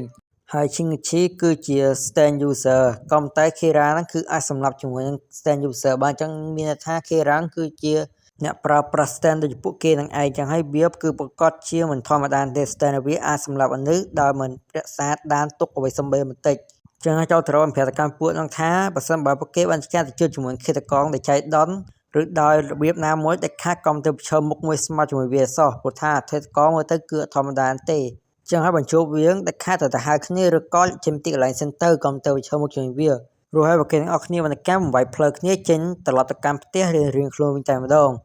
ពេលនោះដែរ Kira បានការដើរកាត់ជាមួយចូលស្កេផងដែរដែលឃើញចូលស្កេចឹងគាត់បានថាចូលស្កេនឹងគ្នាគឺប្រកាសជានិយាយរឿងអាក្មេងថ្ងៃមិញហើយតែគាត់គឺបានខ្វល់ទេពេលនោះគាត់បានឃើញរីម្នាក់ដែលកំពុងតែអង្គុយញ៉ាំកាហ្វេកន្លែងហ្នឹងដៃរបស់នាងគឺស្អាតខ្លាំងតែអញ្ចឹងហើយ Kira បានការរំលាយដៃចាស់របស់គាត់ចោលនិងបានការដើរតាមជាមួយនឹងជនរងគ្រោះថ្មីរបស់គាត់តែម្ដងប្រហែលថ្ងៃក្រោយមកគឺថាសភាពឬក៏ដំណឹងរបស់ Kira គឺថាស្ងាត់ឈឹងតែម្ដងគឺមិនគេនិយាយទេហើយនៅពេលដែលខូជីអនដើរតាមផ្លូវគាត់បានឃើញជាមួយចូលតារ៉ូអញ្ចឹងហើយក៏បានកែតែសួរជាមួយដំណឹងពីចូលតារ៉ូទៅតែចូលតារ៉ូបាននិយាយថាគាត់នឹងគឺមានតម្រុយអីម៉ាន់តិចទេនៅពេលដែលគេទាំងពីរនាក់បានការដើរកាត់ជាមួយហាងដេស្បៃជើងមួយកន្លែងនៅពេលដែលខូជីបានប្រាប់ទៅកាន់ចូលតារ៉ូថាហាងគឺមានទទួលជាមួយដេកអាវធ្វើកៅអៅកាត់កៅអៅអញ្ចឹងទៅឃើញចឹងចូលតារ៉ូបានការចូលក្នុងហាងតែម្ដងដើម្បីទៅសួរជាមួយអ្នកលក់តែគាត់បានការបង្ហាញជាមួយនឹងលើអាវផងដែរឃើញចឹងអ្នកលោកបាននិយាយថាគាត់គឺមានជាមួយភ្ញៀវម្នាក់បានការមកដេកជាមួយលើថ្មីហើយនៅពេលគេមើលទៅក៏បានឃើញថានឹងជាអាវរបស់កិច្ចការឯងដែលចូលទៅបានចាប់បានតម្រុយមួយហើយនឹងបានការសុំឲ្យគាត់ជួយទៅមើលឈ្មោះរបស់ម្ចាស់អាវផងដែរចឹងហើយម្ចាស់ហាងក៏បានការដើរទៅមើលឈ្មោះរបស់ម្ចាស់អាវទៅហើយនៅពេលគាត់ចង់ទៅការអានជាមួយឈ្មោះរបស់ Kira នៅពេលហ្នឹងក៏មានអ្វីម្យ៉ាងបានការហោះមកកំទេចជាមួយដៃរបស់គាត់ចោលតែម្ដងនឹងបានការបញ្ចេញជាមួយរូបរាងរបស់វាចេញមកតែម្ដងដែលវាគឺហាក់បីជាកូនក្រោះមួយតូចយ៉ាងចឹងដែល stand មួយហ្នឹងវាគឺមានឈ្មោះថា Shea Hot Tag នៅពេលហ្នឹងដែរវាបានការបញ្ចេញជាមួយសលេងមួយឲ្យអ្នកម្ចាស់ហាងមើលមកកាន់វាតែម្ដងហើយនៅពេលគាត់ងាកមើលទៅកាន់វាគឺឃើញវាតែឃើញតែដើមជើងក្រោះតែប៉ុណ្ណោះហើយនៅពេលគាត់ងាកទៅកាន់វាឃើញហ្នឹងក៏បានការស្រែចង់ឲ្យបានការហក់ចូលមាត់របស់គាត់តែម្ដងនៅពេលហ្នឹងដែរគេក៏បានឃើញថា Kira បានការយកដៃរវាងទៅការទៅទាញជាមួយកៅអៅរបស់ខ្លួនដើម្បីជិះទីកន្លែងផងដែរឃើញចឹងខូជីងខ្ញុំទៅតាមតែចូលទៅរកនៃការទៅចាប់វាតែម្ដងហើយក៏បាននិយាយថាផុសតាំងប៉ុណ្ណឹងពួកគេអាចទៅការស្វែងរកជាមួយ Kira បានហើយដែល Kira គឺជាមនុស្សដែលមានកម្ពស់170សង់ទីម៉ែត្រមានការងារជាបុគ្គលិកមួយកន្លែងហើយប្រហែលមើលទៅគឺជាមនុស្សដែលមានអាយុពី25ទៅ35ហ្នឹងឯងរឿងណា Kira ភ្ញាក់ផ្អើលខ្លាំងតែហើយខូជីក៏ភ្ញាក់ផ្អើលផងដែរដែលចូលទៅរកអន្តការអាចស្វែងរកឬក៏ស៊ើបត្រឹមតែកៅអៅមួយតែប៉ុណ្ណោះក៏តែគាត់ខ្វល់តែក៏ចង់ទៅការតាមរកជាមួយ Kira តែនៅពេលហ្នឹងដែរ She Hotel អន្តការបំទុះសម្រាប់ជាមួយម្ចាស់ហាងចោលតែម្ដងហើយ Kira វាបានការយកជាមួយកៅអៅរបស់វាចេញពីទីកន្លែងផងដែរឃើញចឹងខូជីចង់ទៅតាមតែចូលទៅរកប្រាប់ថានៅស្ងៀមសិនព្រោះថាក្នុងហាងហ្នឹងគឺមានជាមួយ stand របស់ Kira ដែលមិនទាន់ទៅណានទេខូជីឆ្ងល់ខ្លាំងតែគឺថា Kira ការបំទុះជាមួយ stand របស់វាចោលហើយមិនក៏វានៅទៀតនឹងសួរទៅកាន់ចូលទៅរកថាតើគាត់គឺមើលឃើញវាមែនតែចូលទៅរកបាននិយាយថាអត់ទេក៏តែគាត់មានអារម្មណ៍ដឹងថា stand របស់វាគឺនៅទីកន្លែងហ្នឹងឡើយទេតែខូជីគឺជឿនទេក៏តែពេលដល់ stand របស់ Shea Hot Tag ក៏បានការហោះមកចាក់ជាមួយមុខរបស់ខូជីតែម្ដងឃើញជើងចូលទៅរកតែការវាយវាចេញទៅបានការជប់ជាមួយពេលវេលាតែការមាត់យើតែម្ដង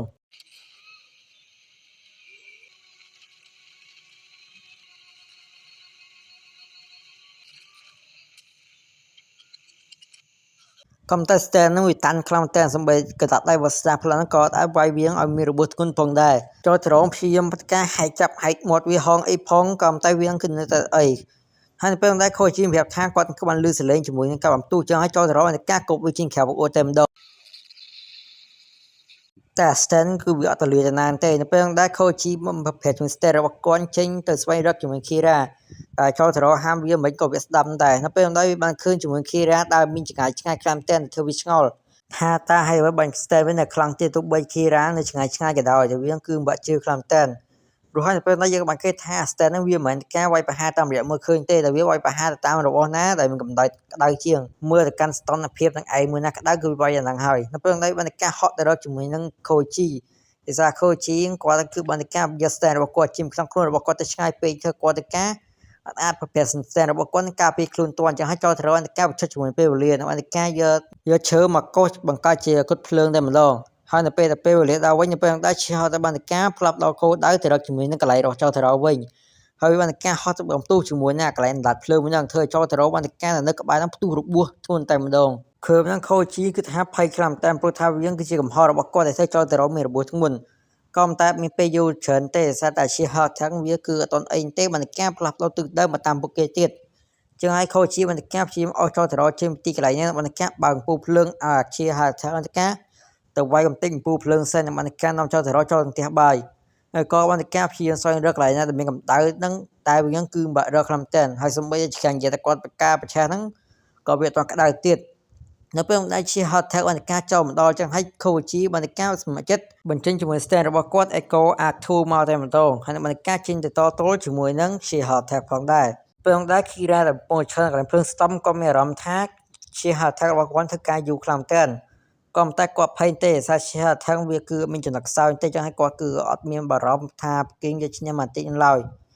ចំណែកជា hot tag នេះវិញត្រូវបាន Koji បានការបកកាយជាមួយនឹងថាក្តៅដាក់ពេលមុខរបស់វានឹងឲ្យវាដេញតាមតែអសងទៅវិចមកវារួលមួយកូនទេរហើយក៏បានការទេទៅតាក់តងជាមួយចូលស្កេតផងដែរនឹងប្រាប់ឲ្យចូលស្កេតមកហាងស្បែកជើងលឿនព្រោះពេលហ្នឹងគឺថាពួកគេបានការចាប់បានដានធិតកលនឹងហើយក៏តែពេលនោះគាត់មានអារម្មណ៍ថាហ្គាសគឺចាប់ដើមក្តៅហើយគាត់បានដឹងថាគាត់គឺភ្លេចបិទហ្គាសតែគាត់គឺđangឆ្កែដំណើរការមិញទេហើយជាហត់ថាបានការផ្លាត់ដល់ទិសដៅមករកកន្លែងឆ្កែហ្គាសហ្នឹងតែវាកម្ដៅក្តៅជាងយ៉ាងហិច Koji បានការបញ្ញាបញ្ញាអស់ជាមួយចូលទៅរងជាខាងក្រៅហើយធ្វើឲ្យហាងត្បូងបានការផ្ទុះខ្ទេចតែម្ដងហើយនៅពេលដែលគេជិះដល់ខាងក្រៅ Koji ក៏មានរបួសធ្ងន់ផងដែរតែជាហត់ថាងវាគឺកើតឯងទេនឹងចង់ធ្វើការមករកជាមួយនឹងកន្លែងរបស់ Koji ថែមទៀត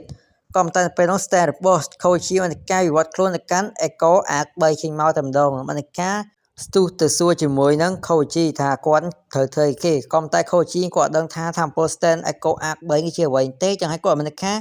ធ្វើមកធ្វើទៅប្រជុំជាមួយនឹងធម្មពលជា hashtag ឲ្យបានហើយ Echo R3 បានការហត់ទៅវាយជាមួយនឹងជា hashtag ផងដែរក៏តែបើវាបុកឡើងប៉ើងរឿងធ្វើឲ្យ Koji ថាភ័យខ្លាំងតែព្រោះថា Echo R3 មើលទៅអត់ប្រយោជន៍ក៏តែមកស្ទុះក្រោយមុខជា hashtag បានការលេចចុងដីតែម្ដងហើយ stand របស់ Koji ប្រាប់ទៅកាន់ Koji ថាធម្មពលរបស់វាគឺអាចបង្កើតជាមួយទងន់ទៅលើវត្ថុអ្វីមួយក៏បានដែរតែវាខុសពីធម្មពលមុនគ្រាន់តែការបង្កើតសលេងនិងបង្កើតជាមួយនឹងកម្ដៅឬក៏រុក្ខធាតុអ្វីតែប៉ុណ្ណោះក៏តែលើកនេះគឺអាចបង្កើតជាមួយទងន់បានធ្វើ Koji អស់ព្រួយទៅចំណែក Kira ដែលកំពុងអង្គុយផឹកកាហ្វេនៅវិញពេលនោះគាត់មានរហ័សដៃគាត់គឺមានភាពធ្ងន់ខ្លាំងតែននឹងស្កត់ឡើងបាក់តុកគេខ្ទេចតែម្ដងឃើញចឹង Kira ក៏បញ្ញាបញ្ញាឲ្យលុយគេនឹងបានការធ្វើដំណើរត្រឡប់ទៅកាន់កន្លែងហាងលក់ស្បែកជើងវិញទៅចំណែកឯ Koji នៅវិញពេលគាត់បានឃើញជាមួយបរិមម្នាក់បានការដើរមកមានរបួសសភាពដៃសាច់ឈាមចឹងគាត់បានការអាចទីដឹងឲ្យថាម្នាក់ហ្នឹងគឺជា Kira នឹងឯងគឺជាឃាតករហើយ Kira ក៏បានប្រកែកផងដែរគាត់គឺពិតជាខឹងខ្លាំងតែនដែលមានមនុស្សមករំខានថ្ងៃល្អរបស់គាត់ចឹងហើយគាត់បានការចាត់ការជាមួយ Koji ចោលតែម្ដងដែលគាត់បានការប្រភេទជាមួយ Killer Queen នឹងមកការទៅជន់ជាមួយក្បាលរបស់ Echo Arc វៃជាប់នឹងដីតែម្ដងនឹងបានការដាក់ជាមួយ Koji ពីពីដៃទៅនឹងបានការញាត់ស្បែកជើងចូលកញ្ចប់មាត់របស់ Koji ថែមទៀតនឹងបានការចាក់ក្បាលរបស់គាត់នឹងការបោកដីតែម្ដងនៅពេលដែល Koji បាននិយាយថាឈ្មោះរបស់លោកគឺ Yoshikage Kira មែនទេឬយ៉ាងធ្វើ Kira ភ្ញាក់ផ្អើលខ្លាំងតែន Koji អត់ដឹងឈ្មោះរបស់គាត់ត្រូវបាន Koji ទៅខាងនិយាយមើងងាយទៅកាន់គាត់ឲ្យធ្វើជាឃាតករធ្វើអត្តសញ្ញាណបាច់ធ្លាយចឹងហើយ Kira គឺនឹងទៅចប់ហើយនឹងបានធ្វើ Kira គឺខឹងខ្លាំងតែនហើយក៏បានការវាយទម្លុះពោះរបស់ Koji សម្រាប់គាត់ចោលទៅហើយនៅពេលដែល Koji បានដួលទៅខាងក្រោម Kira បានការចង់សម្រាប់គាត់ចោលតែពេលគាត់មើលឃើញសូមជើងរបស់ Koji ពាក់ខាងប្រជាចឹងហើយគាត់នឹងគឺគាត់អាចខាំខ្លួនឯងបានទេក៏បានការទៅប្រវត្តិជាមួយសូមជើងរបស់ Koji ឲ្យគាត់ពាក់ត្រឹមត្រូវវិញទៅមិនពាក់ស្បែកជើងគាត់វិញផងដែរហើយនៅពេលដែលគាត់បានការផ្លាស់ជាមួយសូមជើងឲ្យ Koji រួចគាត់ចង់ការសម្លាច់ជាមួយ Koji ចោលក៏តែពេលចូលទៅរកនៃការបង្ហាញខ្លួនក្រោយខ្នងរបស់វាមិនការទៅប្រឈមមុខជាមួយវាតែម្ដង តែឃើញថាសភាពចៅត្ររបួសធ្ងន់អញ្ចឹងវាគឺខ្លាចចៅត្រទេនឹងគិតថាចៅត្រគឺនឹងចាញ់ក្រុមដៃរបស់វាហើយក៏តែនៅពេលចៅត្រនឹងកាត់ដាក់វាមកដៃនឹងមកកម្មមាត់វាតែម្ដង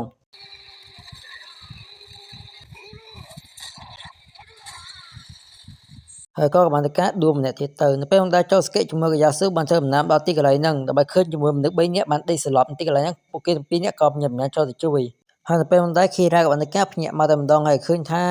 ចូលស្កេជាមួយកាយ៉ាស៊ូបានមកដល់អញ្ចឹងគាត់នឹងគឺព្យាយាមវារត់តែចូលស្កេជាមួយកាយ៉ាស៊ូបានតែការមកមើលគាត់តែម្ដងដែលឃើញចឹងខេរ៉ាទៅជានិយាយថាមិញគឺមានអំទួតធំមួយធ្វើគាត់មានរបួសហើយបានឃើញជាមួយមនុស្ស2នាក់បានប៉ាងឈាមមកផងដែរมันប្រញាប់ឲ្យចូលស្កេនឹងចាប្រញាប់ព្យាបាលគាត់ឲ្យលឿនទៅឃើញចូលស្កេបានសួរទៅកាន់គាត់ថាមើលមកកាន់គាត់គឺដូចជាគ្រូពេទ្យតែគាត់គឺជាសិស្សសាលាទេធ្វើចូលស្កេអាចចាប់បានថាប៉ាហ្នឹងគឺជាឃាតករនឹងឯងនៅពេលដែលខេរ៉ាក៏មានតែប្រកែកតែបានតែការងើបមកប្រឈមមុខជាមួយពួកគេដែលវាបាននិយាយថាមើលទៅថ្ងៃហ្នឹងគាត់គឺនឹងតែគេលក់ហើយព្រោះហើយនៅពេលហ្នឹងក៏បានប្រព្រឹត្តជាមួយនឹង Killer Queen នៅការកាត់ជាមួយដៃរបស់គាត់ចោលតែម្ដងនឹងបានតែការប្រព្រឹត្តជាមួយនឹង She Hot Tag បលិញវាចេញមកឲ្យទៅវាយប្រហារកាន់ពួកគេចំណែកគាត់មានការរត់ចេញពីទីកន្លែងហ្នឹងហើយនៅពេលដែល She Hot Tag ស៊ូទៅវាយជាមួយចូលស្កេចូលទៅរកមានតែកាន់វាថាគាត់គឺអាចវាយវាកំតិចបានទេព្រោះ She Hot Tag ថាតាន់ខ្លាំងតែក៏មិនតែចូលស្កេបាននិយាយថាគាត់គឺអាចវាយវាកំតិចចោលទេតែគាត់គឺថាព្យាបាលវាវិញធ្វើ She Hot Tag បានការហោះចូលដៃរបស់ Kira វិញហើយដៃរបស់ Kira ក៏បានតែការហោះឡើងតាមរកម្ចាស់វាវិញផងដែរឃើញហ្នឹងពួកគេទាំងអស់គ្នាក៏បានតែការរត់ដេញតាមដៃរបស់ Kira តែម្ដងហើយចំណែក Kira នៅវិញទៅពេលគាត់ដើរតាមផ្លូវក៏បានឃើញជាមួយអ្នកធ្វើការជាមួយគាត់ដែលឃើញសភាព Kira បែបហ្នឹងពួកគេថាភ័យខ្លាំងមែនហើយនៅពេលអ្នកទាំង4បានតែការរត់ដេញតាម Kira ដល់តាមផ្លូវពួកគេក៏បានឃើញថា Kira បានតែការរត់ចូលក្នុងហាងសាឡនរបស់ Anya តែម្ដងហើយនៅពេលពួកគេបានតែការចូលក្នុងហាងហ្នឹងពួកគេក៏បានឃើញថា Kira បានតែការផ្លាប់ដោមមុខមាត់បាត់ទៅហើយនៅពេលដែលពួកគេចង់សួរជាមួយ Anya នៅពេលដែលអូកាយ៉ាស៊ូបានតែការប្រភេទ Stare របស់គាត់ទាញជាមួយនឹងចូលស្កេជាមួយនឹង Koji មកចិត្តគាត់វិញដែល Anya នេះបានតែការផ្ទុះដូចគ្រាប់បែកយ៉ាងចឹងសម្រាប់នឹងចោលទៅហើយពួកគេក៏បានតែការផ្លាស់ប្ដូរទិសដៅទៅរកជាមួយដៃរបស់ Kira វិញក៏តែពេលចេញដល់ខាងក្រៅក៏បានឃើញថាKira បានតែការបន្លំខ្លួនជាមួយអ្នកដំណើរក្បែរហ្នឹងការគេចខ្លួនបាត់ទៅហើយធ្វើ Koji ខឹងខ្លាំងតែបានកាសស្រាមទាវាជេយើតែម្ដងឡាគេមើលមុខពីហ្នឹងដែលនៅពេលនេះ Kira បានតែការគេចខ្លួនបានម្ដងទៀតជាលើកទី2